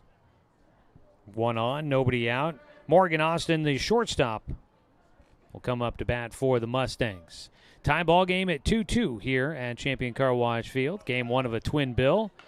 Austin will put down a bunt first base side, fielded by Wirtz. He will underhand to Molitor, and the sacrifice bunt will be the first out. Up to second base goes Petro. Ryan McFall, the DH, ground out to the pitcher his last time up, will step up with a man at second base and one away. Today's game brought to you by McClendon Smokehouse, a family-owned meat shop and smokehouse offering a wide selection, plus fresh produce, baked goods, and a general grocery selection. Check them out on West Harvard Avenue. Comebacker goes off the leg for Danner, and he will not have a play on the ball. And the throw to first by Young is late, and that's going to be concerning. Quick comebacker to the mound. Danner gets hit in the leg. That ball came right back at him. Hit him on his plant leg. He limped to try and make the play and then had to try and walk off some pain. The Docs are already so banged up this summer. And Danner is a guy that you don't want to lose out of the lineup. He's going through the motion on the mound. He's going to get a chance to throw a couple of warm-up pitchers here. Ryan McFall will reach on the infield single. Looks like Danner wants to try and stay in the game. We'll see if he's able to do so. That ball just stung him right on that front leg. That'd be its right leg that he swings around as he... Actually, no, that'd be his right leg, but it'd be his push-off leg, his back leg, that he swings through. And on the follow-through, that ball came and got him. So base hit there with one out. Medford has runners at first and third. They have their first hit here in the fourth inning. They've got 5 hits in the ball game. Brady Patterson, a double his first time up. He squares the bunt. The ball goes inside and gets back Mason Young. A run will score. Looking to take the third base throw goes to the shortstop, backing up the play. And aggressive base running and unfortunate defense there for the Doc Stewarts. Out of position, and McFall is able to get all the way around from third. It's a wild pitch, brings in the go-ahead run for Medford. Wild pitch, pass ball. That one's a close one there. I think I'm going to put it down as a pass ball. So it's 3-2 Medford in front with a man at third. Strike on the 1-0 pitch here to Brady Patterson. At third base is Ryan McFall.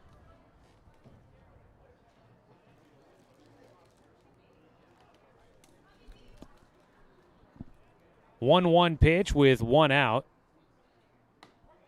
In for a strike. Danner staying in the game after a comebacker hits him hard in the leg. Staying in this one. Trying to keep his team in at the 1-2 pitch, outside 2-2.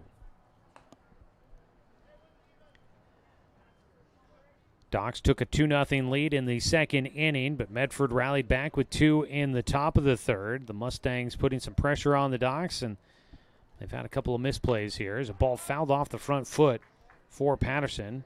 Stays a 2-2 count. Neither team has necessarily played this one cleanly. A couple of errors for both teams. Docs have had a base running, just kind of over-aggressiveness. Not really a mistake, just tried to be over-aggressive and it ended up costing them. 2-2 pitch here for Patterson. He pokes it foul. And there for Medford, some aggressiveness on the bases. Third base was open. Anderson had gotten back to the bag to cover it, but Mason Young actually threw beyond the bag to the shortstop, Paxton Burke, who was back behind backing up the play. As a swing and a miss, strike 3. Much needed strikeout there for Danner. He gets Patterson, who had a double his first time up. That's the third strikeout in the game for Danner. 2 away, and Keegan Painter, who had an infield single in his first at-bat. That came in the third inning. Painter will stand in here with 2 down and a man at third. A 1-run lead for the Mustangs. Strike hits the inside corner to start things off. Docs are hoping to try and get 1, possibly 2 against Medford here today. That would really help ease their concerns as the ball goes all the way to the backstop for Danner, but it ricochets off the backstop. Mason Young able to collect the ball quickly, and back to third base will go McFall. That ball took a nice bounce off the backstop and all the way back to the home plate. But the Doc Stewarts, they've got to stay ahead of Central Oregon. And if they can get 1 or 2 wins here against Medford today, puts them in a much better spot going into their final 2 games in league play against Central Oregon in Redmond next week. Just off the outside corner, the count goes 2-1 here for Painter. The 9-hitter trying to send it back to the top of the order with 2 outs and a man at third. Danner Wirtz, 2-1 pitch, off speed, fouled back. Now, if the Docs did happen to lose 2 here today against Medford, they would have to root hard for Medford, as the Mustangs will take on Central Oregon for 4 games before Central Oregon and Roseburg meet for their final 2 games coming up next week. Ground ball, third base side, out of the reach of a diving attempt by Logan Anderson, and Keegan Painter will have his second hit in the game, drives in a run. And Medford will double up their lead 4-2 as the top of the order will come back up. RBI for Keegan Painter. Second hit in the game, coming in to score, Ryan McFall. Easton Douglas 0 for 2 in the game will come up to bat. His third trip to the plate here in this 4th inning. Takes off of the first pitch in the dirt. Docs do have activity going in their bullpen. And it is the rubber arm Grayson Cote out there. He leads the team in innings pitched and appearances. Also leads the team in wins. He's looking to be a possible reliever. Strike, throw down to second base. Plenty of time. They will get Keegan Painter out at second to wrap things up here in the 3rd. Easton Douglas will have a fresh at-bat coming in the 5th inning as Painter is caught stealing. It's Paxton Burke applying the tag to wrap things up. But Medford adds 2 more runs here in the 4th inning, and they lead it 4-2 as we go to the bottom of the 4th on 541radio.com and on the Score, 92.3 FM and 1490 AM. Roseburg Disposal, we're dedicated to meeting your garbage service needs. Started in 1932 by brothers Norm and Orville John, Roseburg Disposal continues to be owned and operated by the John family today, now in its 3rd generation. Providing residential and commercial garbage disposal and recycling, we serve the greater Roseburg area. Invested in our community, our company has participated in many community projects, both financially and through donated services. Committed to our customers and our community, Roseburg Disposal. Are you an enthusiastic sports fan? Want to have fun and get in on the action? Heck yes, that'd be awesome. Have great attention to detail? Want to stay active? Definitely. Want to give back to the student athletes in your community? Obviously, yes. Then you'd make an excellent high school sports official. We need more officials in Oregon, because with no high school officials, there are no high school sports. Sign up today at highschoolofficials.com.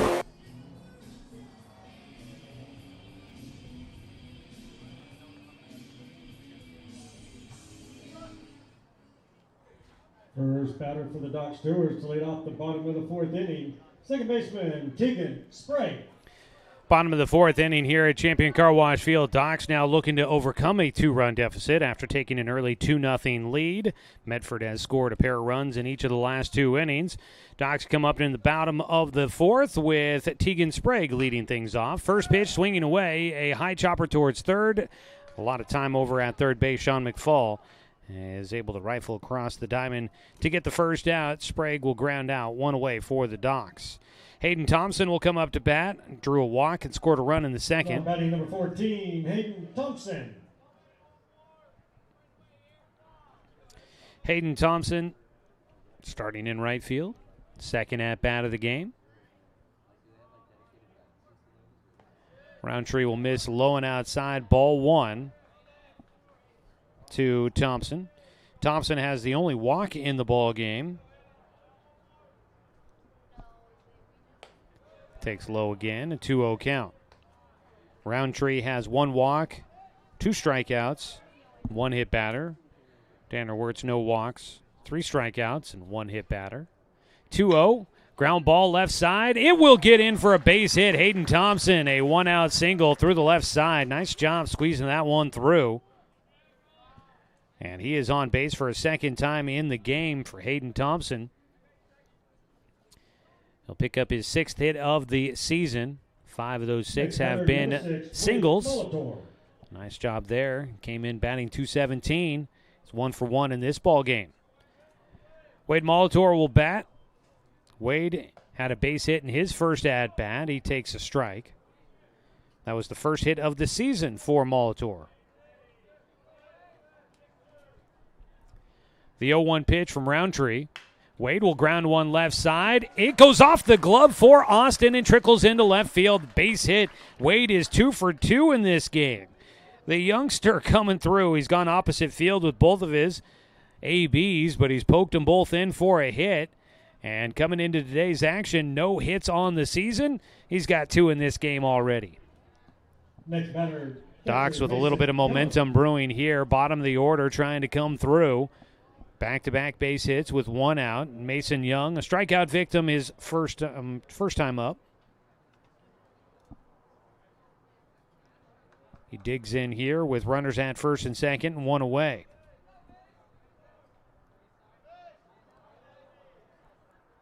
First pitch from Roundtree is fouled off for strike 1. Docs trying to cut into the 2-run lead for the Mustangs.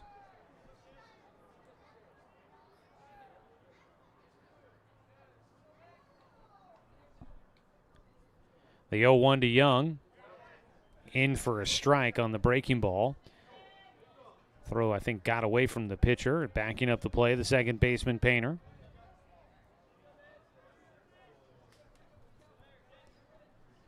0-2 count. Roundtree misses high with his fastball. Docs now with 2 hits here in this 4th inning, up to 5 hits in the ball game. Mason Young trying to get his first on the day with 2 runners on. Fouls off the pitch, stays alive. That one behind the plate. Easton Douglas unable to handle it. So the Docs back on January 22nd, they were leading 1-0 when a power outage at Harry and David Field knocked out power to everything. Power came back to pretty much everything except for the stadium lights, so that game was suspended in the top of the 3rd with Docs leading 1-0. That's a game that no makeup date as of yet, as the swing and a miss for Mason Young. Strikeout, 2nd in the game for Mason. 3rd punch out in this one for Roundtree. 2 down, and now Quinn Gaylor will bat. He had an infield single in his first at-bat. So that is a game that has not been scheduled to be made up as a visit out to the mound for Douglas. Medford walked off with a win in Game 1 of that doubleheader at Harry and David, 10-9. Docs were leading 9-8 going to the 7th inning and could not hang on to it. Then in Game 2, Docs leading 1-0, but no makeup date has been announced for that one. The 2 coaches, last I heard, they had not really discussed a scenario yet for that one. As the first pitch, Gaylor will take outside, a 1-0 count. Now there is a chance that the 2 teams don't actually end up needing to play that game. Medford getting into the state tournament automatically as the host team, and if Roseburg can lock up a postseason berth, maybe they don't have to play that game. As they'll pitch low and outside, 2-0 count for Gaylor. So we'll kind of wait and see. As of right now, there's nothing scheduled, and we'll see if something gets on the books as soon as we know. I know a lot of people have asked me about that. As soon as we know more about it, if we get a date and a time, we'll let you know. Freeman Roundtree right now behind 2-0 against Quinn Gaylor with runners at first and second. Pickoff throw to second base, not in time. Sliding back through the legs. Hayden Thompson gets back into the bag with Morgan Austin standing over him.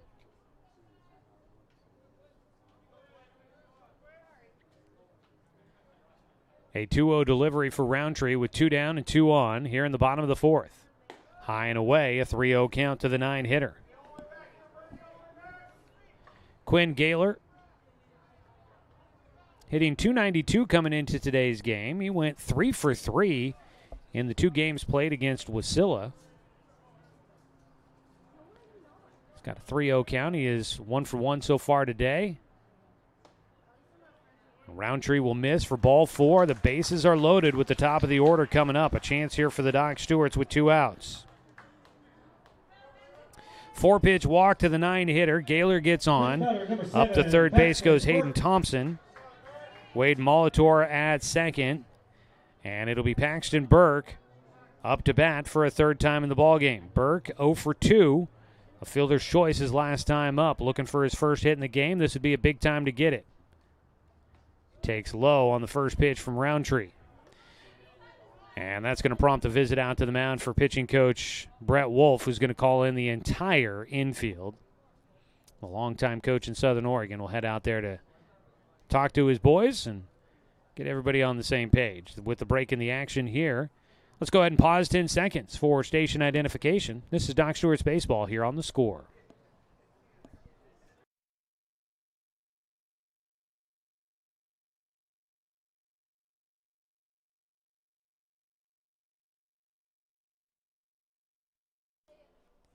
Doc's Baseball is brought to you by Waldron's Outdoor Sports, your locally owned hunting, fishing, and outdoor sports headquarters. Check out their new location on Northeast Stevens in Roseburg. Items that they have down there for the hats, a lot of good selection down there as well. They break up the meeting on the mound. Is open for your convenience. Doc's threatening here in the 4th inning. Bases loaded with 2 away. A 1-0 pitch coming for Paxton Burke. Some good speed on the bases. And Burke, a speedster at the plate. 1-0 pitch. It's a grounder third base side. Smothered by Sean McFall. He'll step on third to finish off the inning. Almost tried to sneak one down the line there for Burke, but he cannot get it by McFall. And that will do it for the Docs here in the 4th inning. They will leave 3 on base as they do not score. No runs on 2 hits, no errors, and the 3 men left on. It remains a 2-run lead for the Medford Mustangs as we head to the top of the 5th, 4-2 here on 541radio.com and on The Score, 92.3 FM and 1490 AM. My wife and I moved to Oregon to raise a family, set our roots, and to have a lot of fun outdoors. We quickly realized that we needed a truck or a rig for the projects that we were doing in our backyard. When we were looking to find a place to finance our truck, we asked our patients, and everyone recommended Cascade Community Credit Union. It was so easy to work with Cascade. Everything was done via email, phone, and we didn't even need to go in. I can't wait to finish up the projects in the backyard, go on more adventures in our truck with our boys, and I look forward to working with Cascade again in the future. Successful companies have a very important secret. Good advertising works and makes them money. That's why your business should contact Lotus Media Group. Let us help you cash in with multimedia advertising. Multiple touches from Douglas County's only Google certified partner and most effective advertising platform. Web, broadcast, print. Make it happen. LotusMediaGroupLLC.com.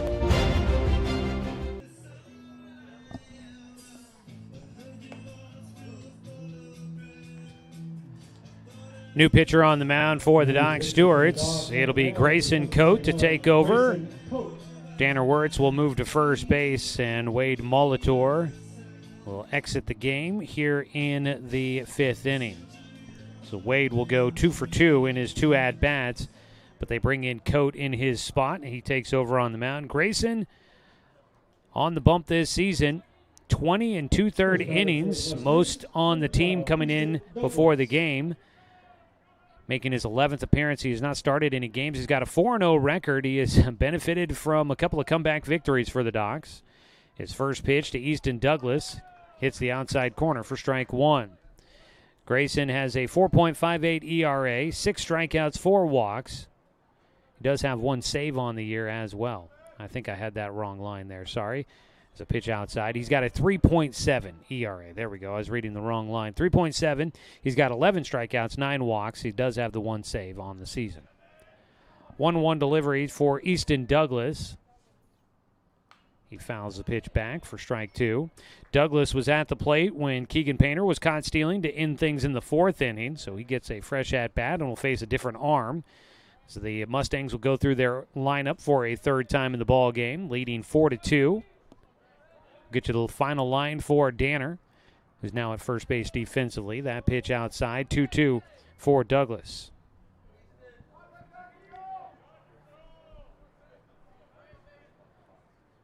The 2-2 count. Grayson Coate going to be a junior at Roseburg next year. Off speed, gets a swing and a miss out of Douglas for strike 3. Strikeout for him to start his 12th on the season, and that is the 4th strikeout in this game for the Mustangs. One away, Mason Snopel, an infield single in the 3rd inning, will bat. He is 1 for 2. Danner Wirtz had 4 innings of work. He gave up 4 runs. I believe only 2 of them were earned. 6 hits, no walks, 3 strikeouts, and 1 hit batter. Not a bad outing there for Danner. He looked really sharp. I think just kind of maybe getting hit by that comebacker might have affected him a little bit. And I think a strikeout looking at the plate, sometimes that mental aspect of the game carries over for him when things aren't quite the way he wants at the plate. And might have let that affect him a little bit, but he solid outing altogether. But unfortunately, there in that 3rd inning, the defense didn't help him out and allowed a couple of unearned runs to come across and tie that game up. The 1-1 ground ball right side. Danner diving for it, but it gets by him into right field. A 1-out single for Snopel. His 2nd hit in the ball game. First hit against Grayson Coate. That is the 7th hit in the ballgame for the Mustangs. Runner on at first. Cade Pedersen will bat, a strikeout victim twice, both against Danner Wirtz.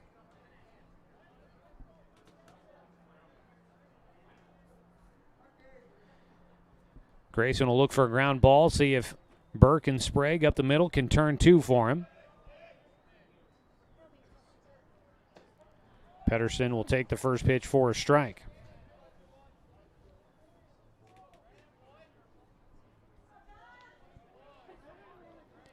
Pedersen steps out and takes a glance over to the first base dugout where Coach John King is over there signaling in. Runner at first, a moderate lead. The 0-1 pitch for Coate. Gets a pop-up on the infield. It's the shortstop Burke calling for it, and he will make the catch. 2 down. 0 for 3 now on the day for Pedersen. First time he has put the ball in play. 2 down, and Sean McFall will bat. He's 0 for 2 as well. McFall has been strong hitter as of late for Medford. Coming out of that series in Reno, the tournament down there, McFall was hitting .462 and had taken over kind of as a top hitter on this team. He's 0 for 2 in today's ball game. Grayson Coate will try to make it 0 for 3. Pitch outside. Mason Young quickly up out of the crouch, looking the runner back at first. Today's game streaming online at 541radio.com and on the 1490 The Score YouTube channel in the chat there. One of our fans heading back to Arizona. Safe travels there. The 1-0 pitch. Grounder towards short. Burke up with it. Goes the short way to Sprague at second. That will be a clean inning for Grayson Coate. He will get McFall the ground to shortstop. A fielder's choice. They get the out at second. So here in the 5th inning for Medford, no runs, 1 hit, no errors, and 1 runner left on base. It's still a 2-run lead for the Mustangs. Doc's coming up at the bat in the bottom of the 5th here on 541radio.com and on the Score, 92.3 FM and 1490 AM.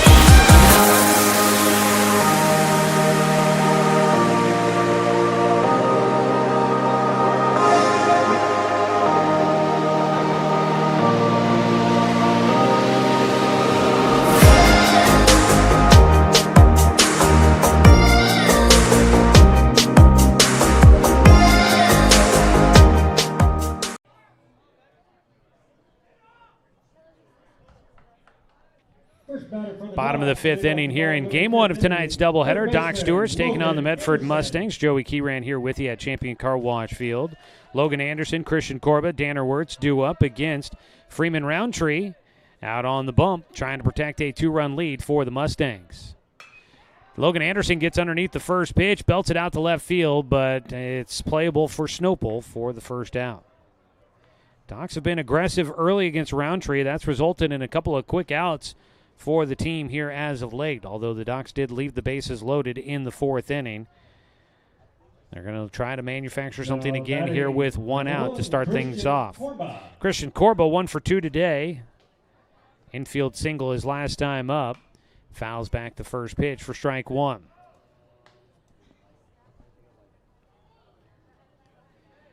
Roundtree has given up 5 hits in this ball game.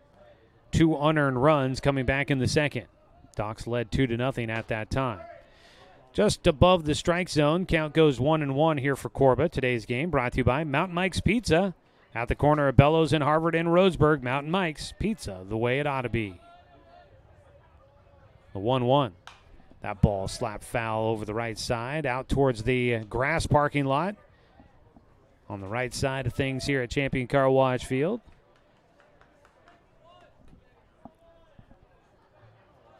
The 1-2 delivery to Corba.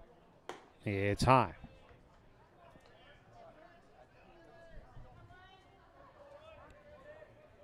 Freeman Roundtree, the starter for Medford. 2-2 pitch. Breaking ball, strike 3 on the inside corner. He gets Corba looking. Strikeout number 4 on the day for Roundtree, 2 away. Danner Wirtz, a strikeout victim in the third inning. He'll stand in with 2 down and nobody on base.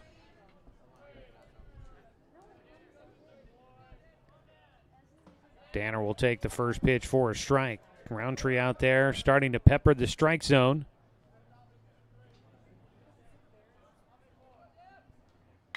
The 0-1 pitch, line drive snagged out of the air at short. What a play by Morgan Austin. That ball had some late run on it. Austin initially looked like he was in the right spot. That ball cutting away from him. He had to reach all the way across his body and snag that one at the last second out of the air. What a heck of a play for the shortstop. That will finish things off here in the bottom of the fifth. Docs unable to get a man aboard. They trail by 2 as we head to the top of the 6th inning on 541radio.com and on the Score, 92.3 FM and 1490 AM. To us, pizza the way it ought to be isn't just our slogan. It's our promise and our passion to give you the best dining experience and the best tasting pizza you expect. For over 40 years, we've been making pizza the way it ought to be. Handmade with the freshest and finest ingredients. Our dough is made fresh daily, and we use 100% whole milk mozzarella cheese and toppings edge to edge. There's pizza, and then there's Mountain Mike's Pizza. Pizza the way it ought to be. At Roseburg Disposal, we're dedicated to meeting your garbage service needs. Started in 1932 by brothers Norm and Orville John, Roseburg Disposal continues to be owned and operated by the John family today, now in its 3rd generation. Providing residential and commercial garbage disposal and recycling, we serve the greater Roseburg area. Invested in our community, our company has participated in many community projects, both financially and through donated services. Committed to our customers and our community, Roseburg Disposal. League doubleheader going on here at Champion Car Wash Field on this Wednesday night. And the first pitch here in the 6th inning. It's Blake Petro that will line one out towards left center off of Grayson Coe to lead off single. Petro now 2 for 2 in the game. He's been on base 3 times, a couple of singles and hit by a pitch. His first time facing Grayson Coe. And he gets a leadoff single. 8th hit in the game for Medford. Next batter, number 23, Morgan. League doubleheader. It's bringing out the fans. Got a good showing here tonight with the Medford fans coming up and the Roseburg fans showing up. Good to see the support here for youth baseball in the area. 1 on, nobody out. Squaring to bunt. Instead pulling the barrel back, taking strike 1. It's Morgan Austin, the shortstop. It just made a nice play defensively. Robbing a 1 away from Danner Wirtz, the shortstop. Having to reach back across his body and snag that line drive out of the air. Danner hit it pretty solid. Just could not get it in. The 0-1, squaring the bunt again. It's down the first base side. Grayson Coate will field, flip it to first in the nick of time. Sacrifice bunt again for Morgan Austin. It's the second one he's had in his mini at-bats. He also had a fielder's choice back in the second. He moves the runner up to second base. Petro into scoring position with one out. And Ryan McFall will come up to bat. He is 1 for 2 today. Scored a run in the fourth inning. Check swing, and he takes strike one.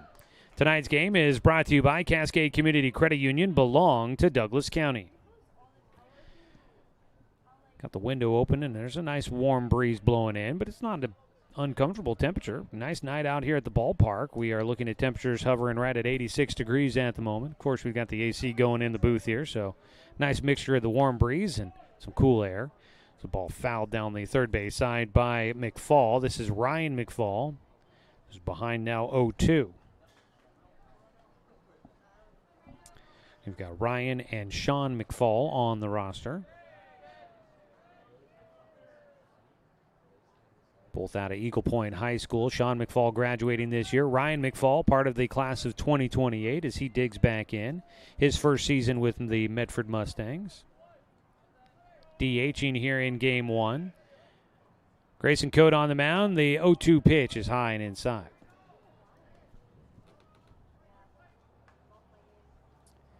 Medford won the Area 4 title last year, but ended up going just 1-2 in the state tournament. The 1-2 pitch outside from Coate evens up the count for Ryan McFall. But the Mustangs return a wealth of players from last year, 9 players off of that roster a year ago. So they're a little bit older, a little bit more experienced, and they definitely are a talented bunch. Grayson Coate's 2-2 pitch is high. The count goes full.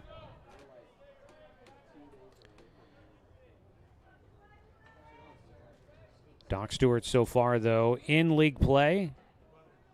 They've had close games with Medford. 3-2 pitch from Coate. Misses outside. It'll get by Mason Young, and that'll move Blake Petro over to third base on the wild pitch. First walk allowed by the Docs pitching staff here in this one. And that puts runners on the corners with that wild pitch getting by to the backstop.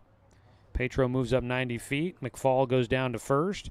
And now Brady Patterson, who had a double back in the third inning, struck out against Danner Wirtz in the fourth. He's got a chance to bat here, trying to help Medford extend the lead as we get to the late stages of this one. Squares to bunt. He'll put it back to the mound. It's fielded by Coate. He'll throw to first base. They get the out at first. Patterson moves a runner up. I guess a sacrifice bunt. Trying to see if he could score the runner from third, and that doesn't happen. Keegan Painter will come up to bat. 2 away. Ryan McFall does get into scoring position. And Keegan Painter's been a hot hitter at the 9 spot.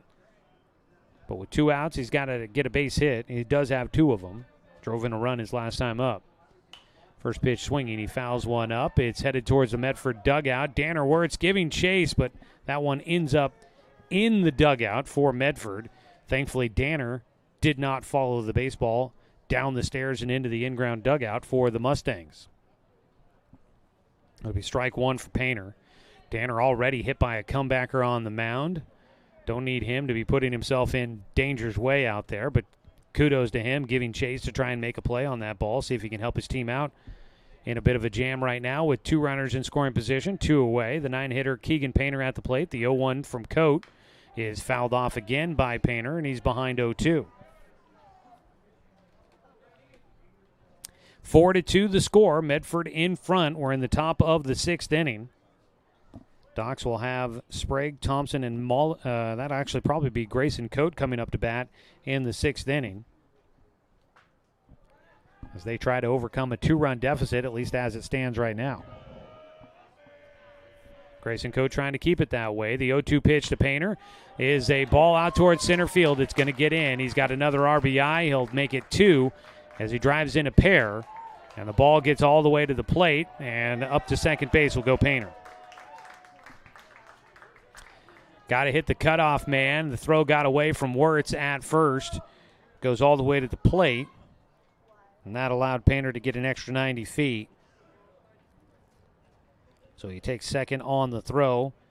2-run single for him. He's got 3 hits in the game and has driven in 3. And now Medford on top by 4, 6-2. Top of the order. It's been the bottom half of the order for Medford that's done most of the damage. Top of the order coming up. Easton Douglas 0 for 3 in the ballgame. His first time against Grayson Coe, he struck out swinging.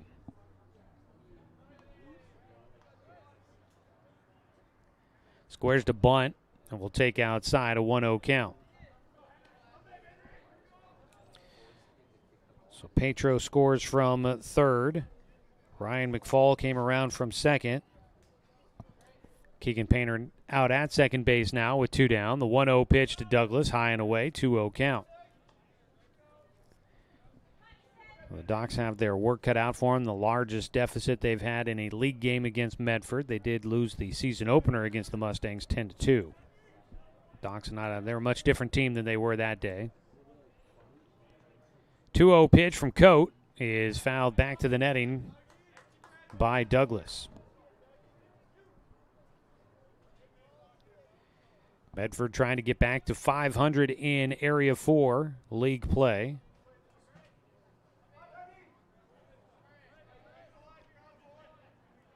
The 2-1 from Cote. Missing inside as Douglas showed a bunt once again. He's ahead 3 balls and a strike.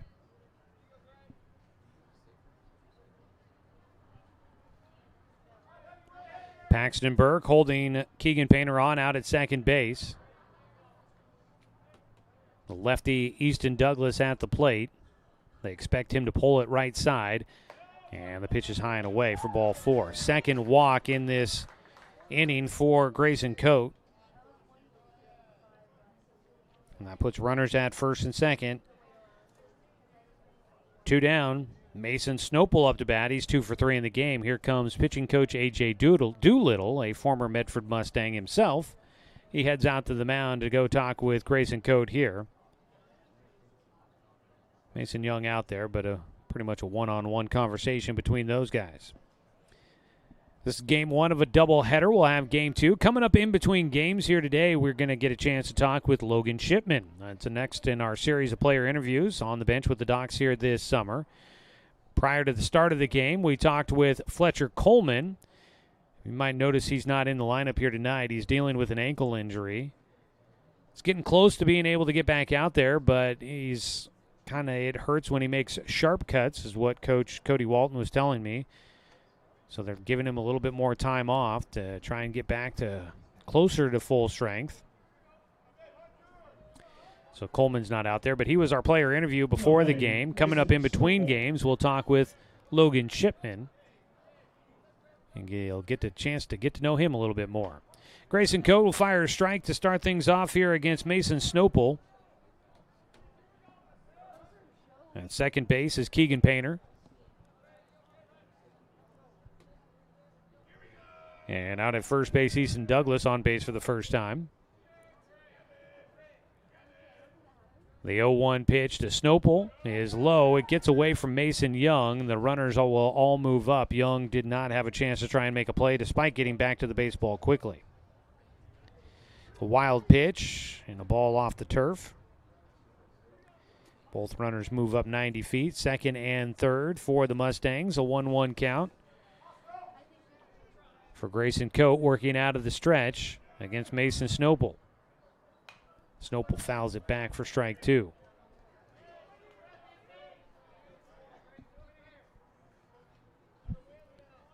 They do have a courtesy runner in for the catcher. That's Mason DeVry that's out there running. He's at second base running for Easton Douglas. At third base is Painter. The 1-2 pitch fouled off by Snopel. here in the top of the 6th inning, 4-2.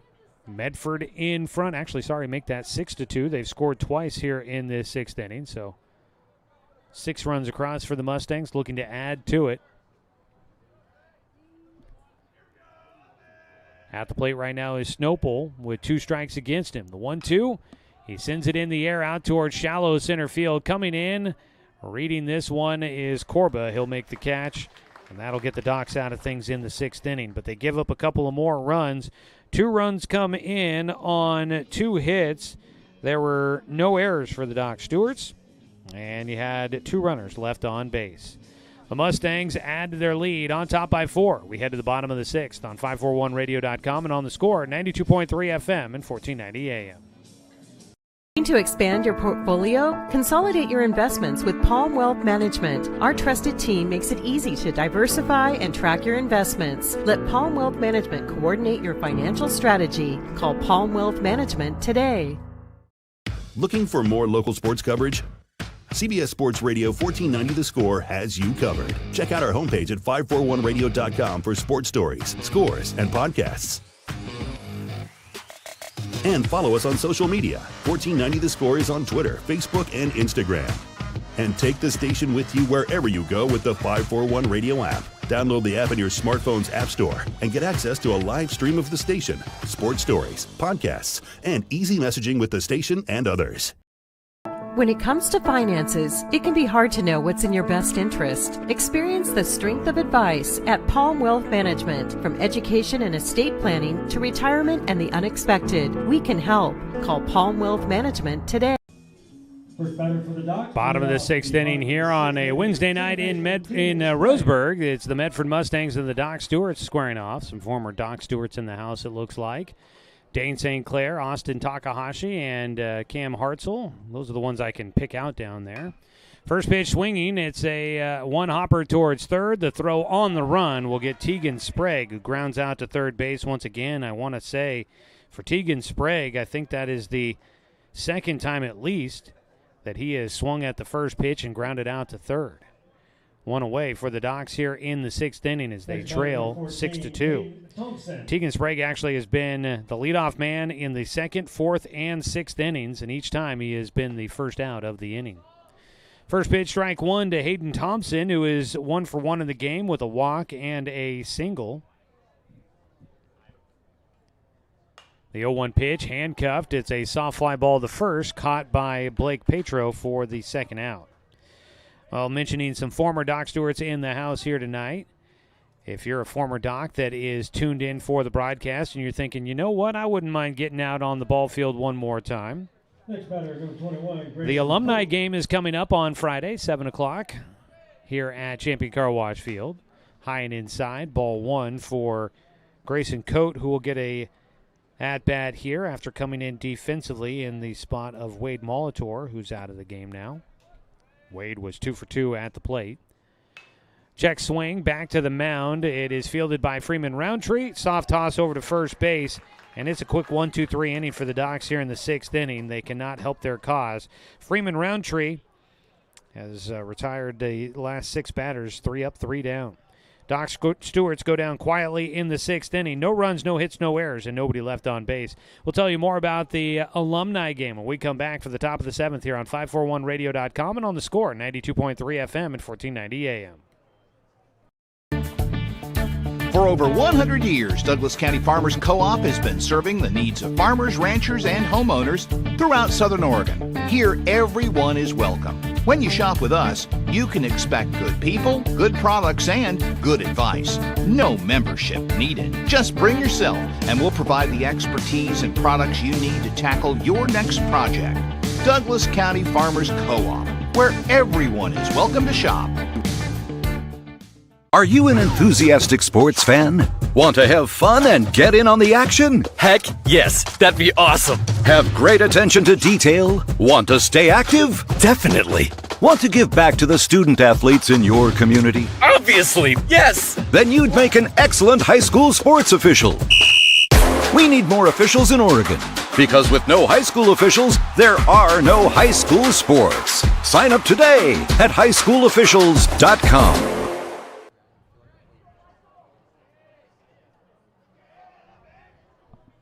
First batter for the Mustangs to lead off the top of the seventh, number 6, Cade Pedersen. Headed to the top of the seventh inning, Doc Stewart's trailing 6-2 against Medford.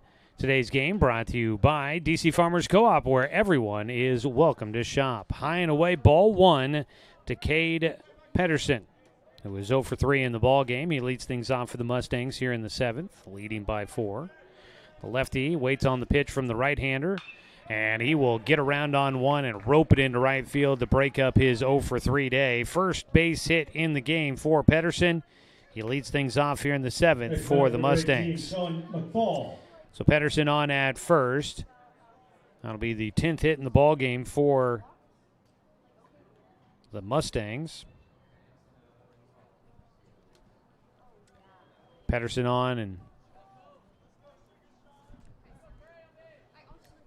he'll stay in the ball game. Just had a lot of gear to shed out there at first base. 1 on, nobody out. It'll be Sean McFall, who is 0 for 3 in the game as well.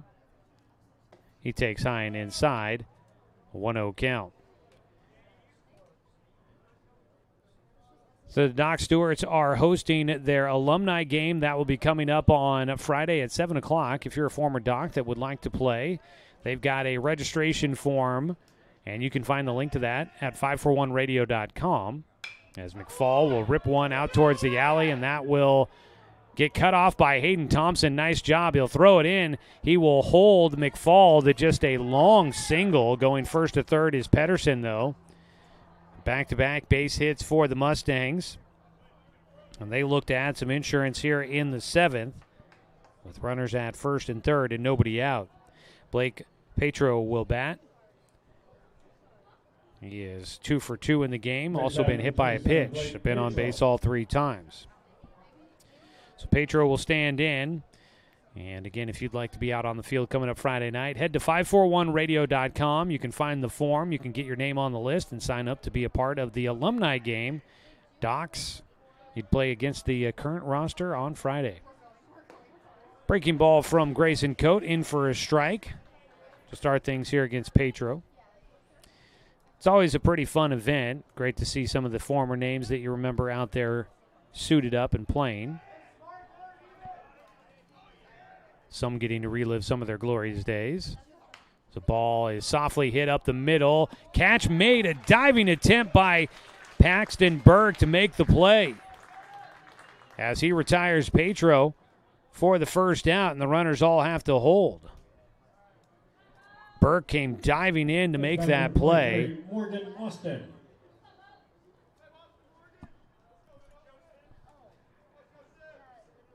Morgan Austin will stand in. As you see there, if you're watching online, Burke making that play. Austin digs into the box, squares to bunt, will push it down the first base side, and he will be out at first on a sacrifice bunt that will score Cade Pedersen. 2 away.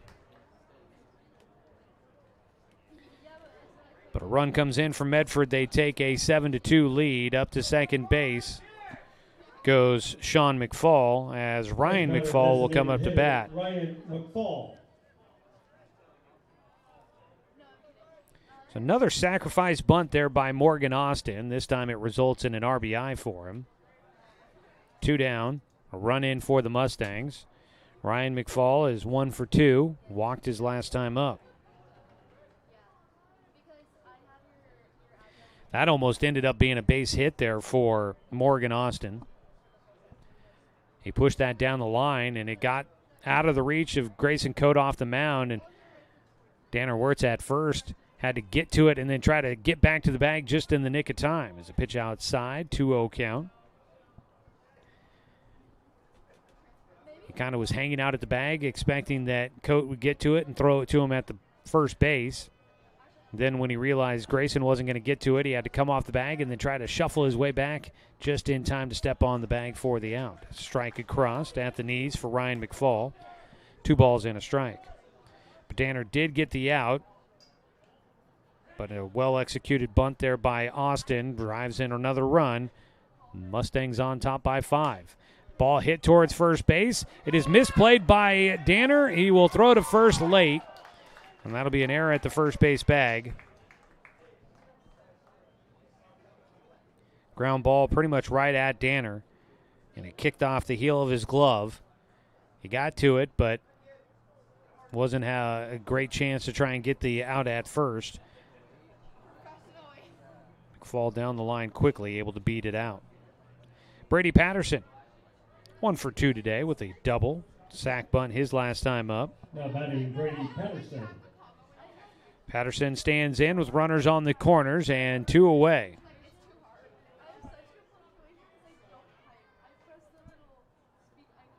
First pitch, it's a nubber back to the mound, fielded by Coate, and he underhand flips to Danner at first, and the Doc Stewarts will get out of things here in the 7th. But a run does score, and the Mustangs add to their lead. They're on top by 5. Docs need a big rally. As out to the mound, Freeman Roundtree will try to finish out a complete game victory for Medford in Game 1 of our doubleheader. Bottom of the 7th coming up here on 541radio.com and on the Score, 92.3 FM and 1490 AM. Roseburg Disposal, we're dedicated to meeting your garbage service needs. Started in 1932 by brothers Norm and Orville John, Roseburg Disposal continues to be owned and operated by the John family today, now in its 3rd generation.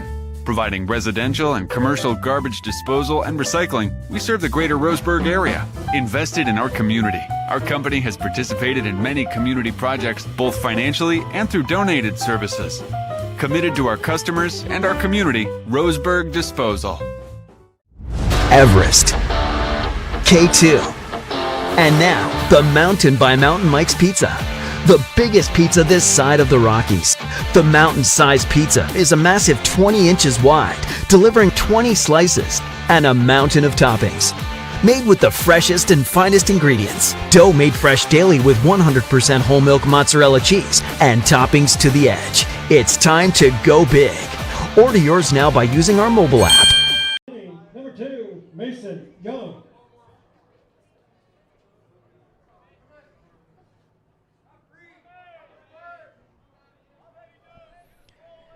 Back here for the bottom of the 7th inning. First pitch to Mason Young. He gets jammed and rolls one out to second base. Keegan Painter will field, and that is now 7 consecutive batters retired for Freeman Roundtree. After the 4th inning, he allowed the bases to get loaded, got out of that jam, and he has been lights out. He had 3 up, 3 down in the 5th and the 6th, and he starts off the 7th with a ground ball to second base. 1 away for the Doc Stewarts. Quinn Gaylor will bat. And he takes the first pitch for strike 1. Today's game brought to you by Flyaway Travel. Contact the travel experts at Travel Leader, Flyaway Travel. Make sure you have an agent in your corner. Call 541-672-5701. Low and outside 1-1 here for Gaylor. Quinn trying to get some sort of rally started for the Docs. Just need a guy on to get something going. He hits a comebacker to the mound, fielded by Roundtree as he backs up over the backside of the bump. And he will sling it over to first base. 2 away. Top of the order, Paxton Burke up, looking to avoid a hitless day. Burke, it's been a fielder's choice for the final out, his last 2 at-bats.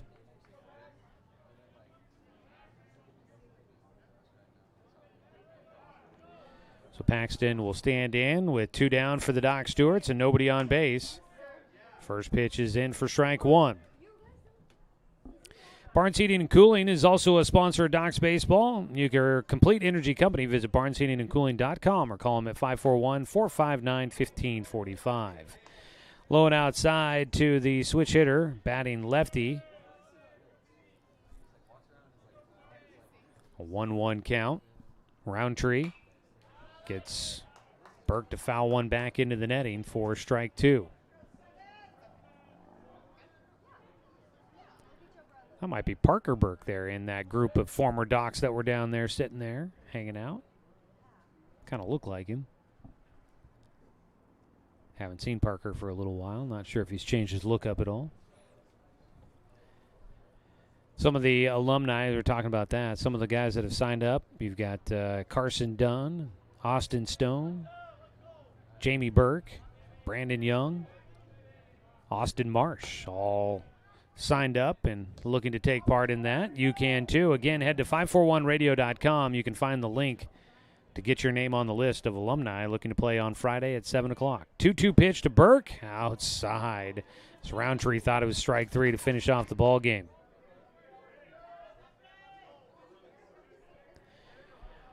Full count pitch coming up here for Paxton Burke. Freeman Roundtree delivers, and Burke will foul it off to stay alive. Well, the Docs would need a big rally here as it stands. They are on track to suffer their 6th loss in league play. Only wins have come so far against Central Oregon. If they do end up with a loss here, they would tie Central Oregon in the loss column with both teams having 6. The Docs still have 2 more games to go against Central Oregon, who has not won a league game as of yet. 3-2 pitch from Roundtree again. Grounder towards short. Up with it is Austin. His toss across to first base will finish off game 1 of our doubleheader. Doc Stewart's took the lead 2-0, and they cannot hang on to it. Final score is 7-2, and the Doc Stewart's will fall to 2-6 in league play. They're now 13-10 overall. Medford goes to 16-7 overall, 3-3 in league play. They've won 7 consecutive games. Docs see a 2-game win streak come to an end. Final in game 1, 7-2. We've got the post-game wrap-up for you, and then we will get to our pregame interview for game 2 with Logan Shipman coming up in just a bit. Don't go anywhere. We've got your Champion Car Wash player of the game to announce for the Doc Stewarts coming up in the post-game show. We'll run through the numbers and get game 1 all put to bed when we return here on 541radio.com and on the Score, 92.3 FM and 1490 AM. When it comes to finances, it can be hard to know what's in your best interest. Experience the strength of advice at Palm Wealth Management. From education and estate planning to retirement and the unexpected, we can help. Call Palm Wealth Management today. My wife and I moved to Oregon to raise a family, set our roots, and to have a lot of fun outdoors. We quickly realized that we needed a truck or a rig for the projects that we were doing in our backyard. When we were looking to find a place to finance our truck, we asked our patients, and everyone recommended Cascade Community Credit Union. It was so easy to work with Cascade. Everything was done via email, phone, and we didn't even need to go in. I can't wait to finish up the projects in the backyard, go on more adventures in our truck with our boys, and I look forward to working with Cascade again in the future. We are Douglas County Farmers Co-op, but we're not just for farmers. We serve all residents of Douglas County because we are Douglas County. Stop by today for everything from a tank of gas to a bite to eat anytime you're hungry. Pick up something for yourself, your home, and those you care for. Celebrating 100 years of service, Douglas County Farmers Co-op. Good people, good products, and good advice. To us, pizza the way it ought to be isn't just our slogan. It's our promise and our passion to give you the best dining experience and the best tasting pizza you expect. For over 40 years, we've been making pizza the way it ought to be. Handmade with the freshest and finest ingredients. Our dough is made fresh daily, and we use 100% whole milk mozzarella cheese and toppings edge to edge. There's pizza, and then there's Mountain Mike's Pizza. Pizza the way it ought to be. Looking to expand your portfolio? Consolidate your investments with Palm Wealth Management. Our trusted team makes it easy to diversify and track your investments. Let Palm Wealth Management coordinate your financial strategy. Call Palm Wealth Management today. At Roseburg Disposal, we're dedicated to meeting your garbage service needs. Started in 1932 by brothers Norm and Orville John, Roseburg Disposal continues to be owned and operated by the John family today, now in its 3rd generation. Providing residential and commercial garbage disposal and recycling, we serve the greater Roseburg area. Invested in our community, our company has participated in many community projects, both financially and through donated services. Committed to our customers and our community, Roseburg Disposal. Successful companies have a very important secret. Good advertising works and makes them money. That's why your business should contact Lotus Media Group. Let us help you cash in with multimedia advertising. Multiple touches from Douglas County's only Google certified partner and most effective advertising platform. Web, broadcast, print. Make it happen. LotusMediaGroupLLC.com.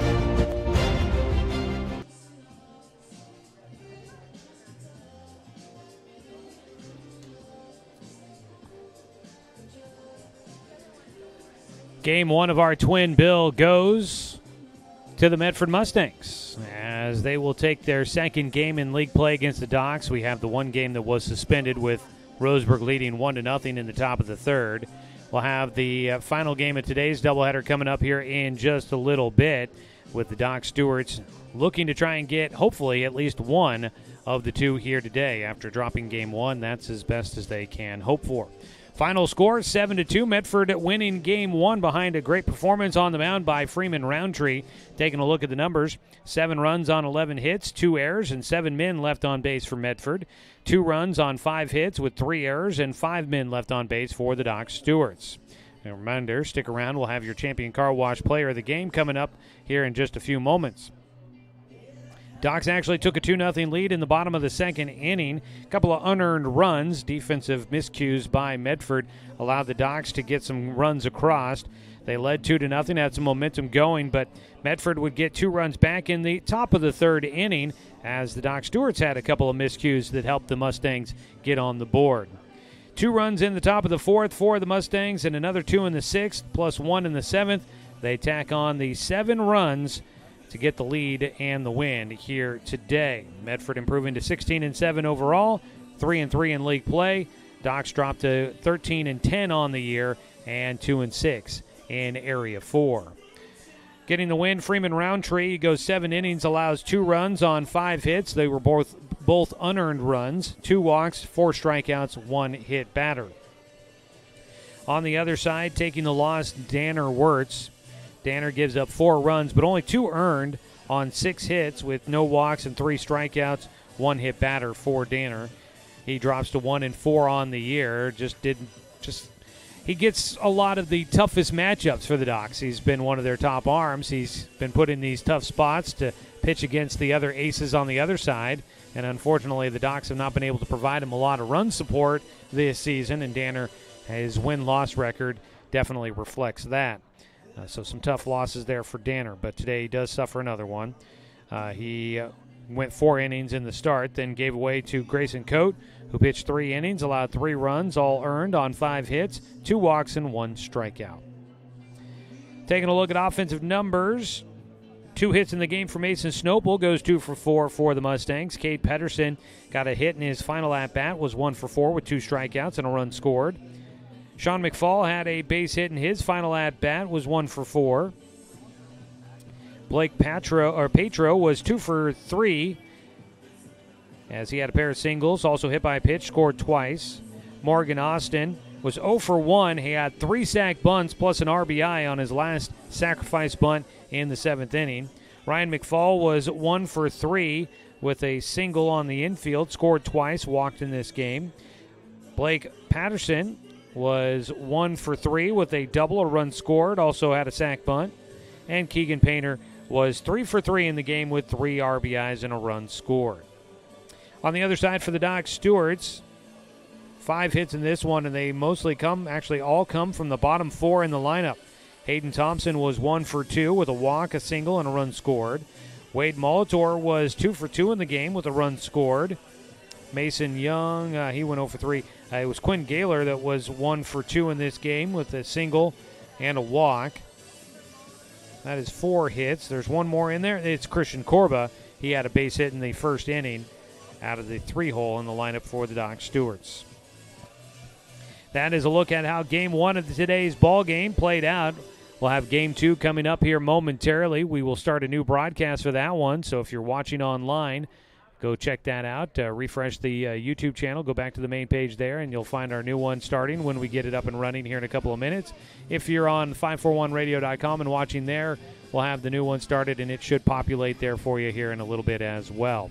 But before we get out of here, it's time to name our Champion Car Wash Player of the Game. Make your car or truck shine like tonight's Player of the Game. Visit Champion Car Wash, where you can sparkle without the splurge. Celebrating 30 years in Roseburg, it's Champion Car Wash. And tonight's Player of the Game, for the Doc Stewarts, it's Wade Molitor. With his 2 for 2 game, got his first 2 hits of the season for the Doc Stewarts. And he got the start at first base with Danner Wirtz on the mound. Nice job there for the youngster. Going to be a freshman next year at Roseburg High School. His first 2 hits of the season Congratulations, Wade Molitor is tonight's Champion Car Wash Player of the Game. Celebrating Wade and celebrating 30 years in Roseburg, it's Champion Car Wash. All right, coming up next, we will have Game 2 of our night. Doc Stewart's taking on Medford in the nightcap. And we will have that broadcast coming up for you. If you're watching online, we'll start a new broadcast here momentarily, so stay tuned for that. And when we come back, we'll have Logan Shipman as our interview as we get ready for Game 2. And we'll have the Roseburg Disposal pregame show coming up for you. Let them make the run to the dump for you. Give them a call at 673-7122. I'm Joey Keeran. We'll be back in just a few moments with another broadcast of Doc Stewart's Baseball coming up here on 541radio.com and on the Score, 92.3 FM and 1490.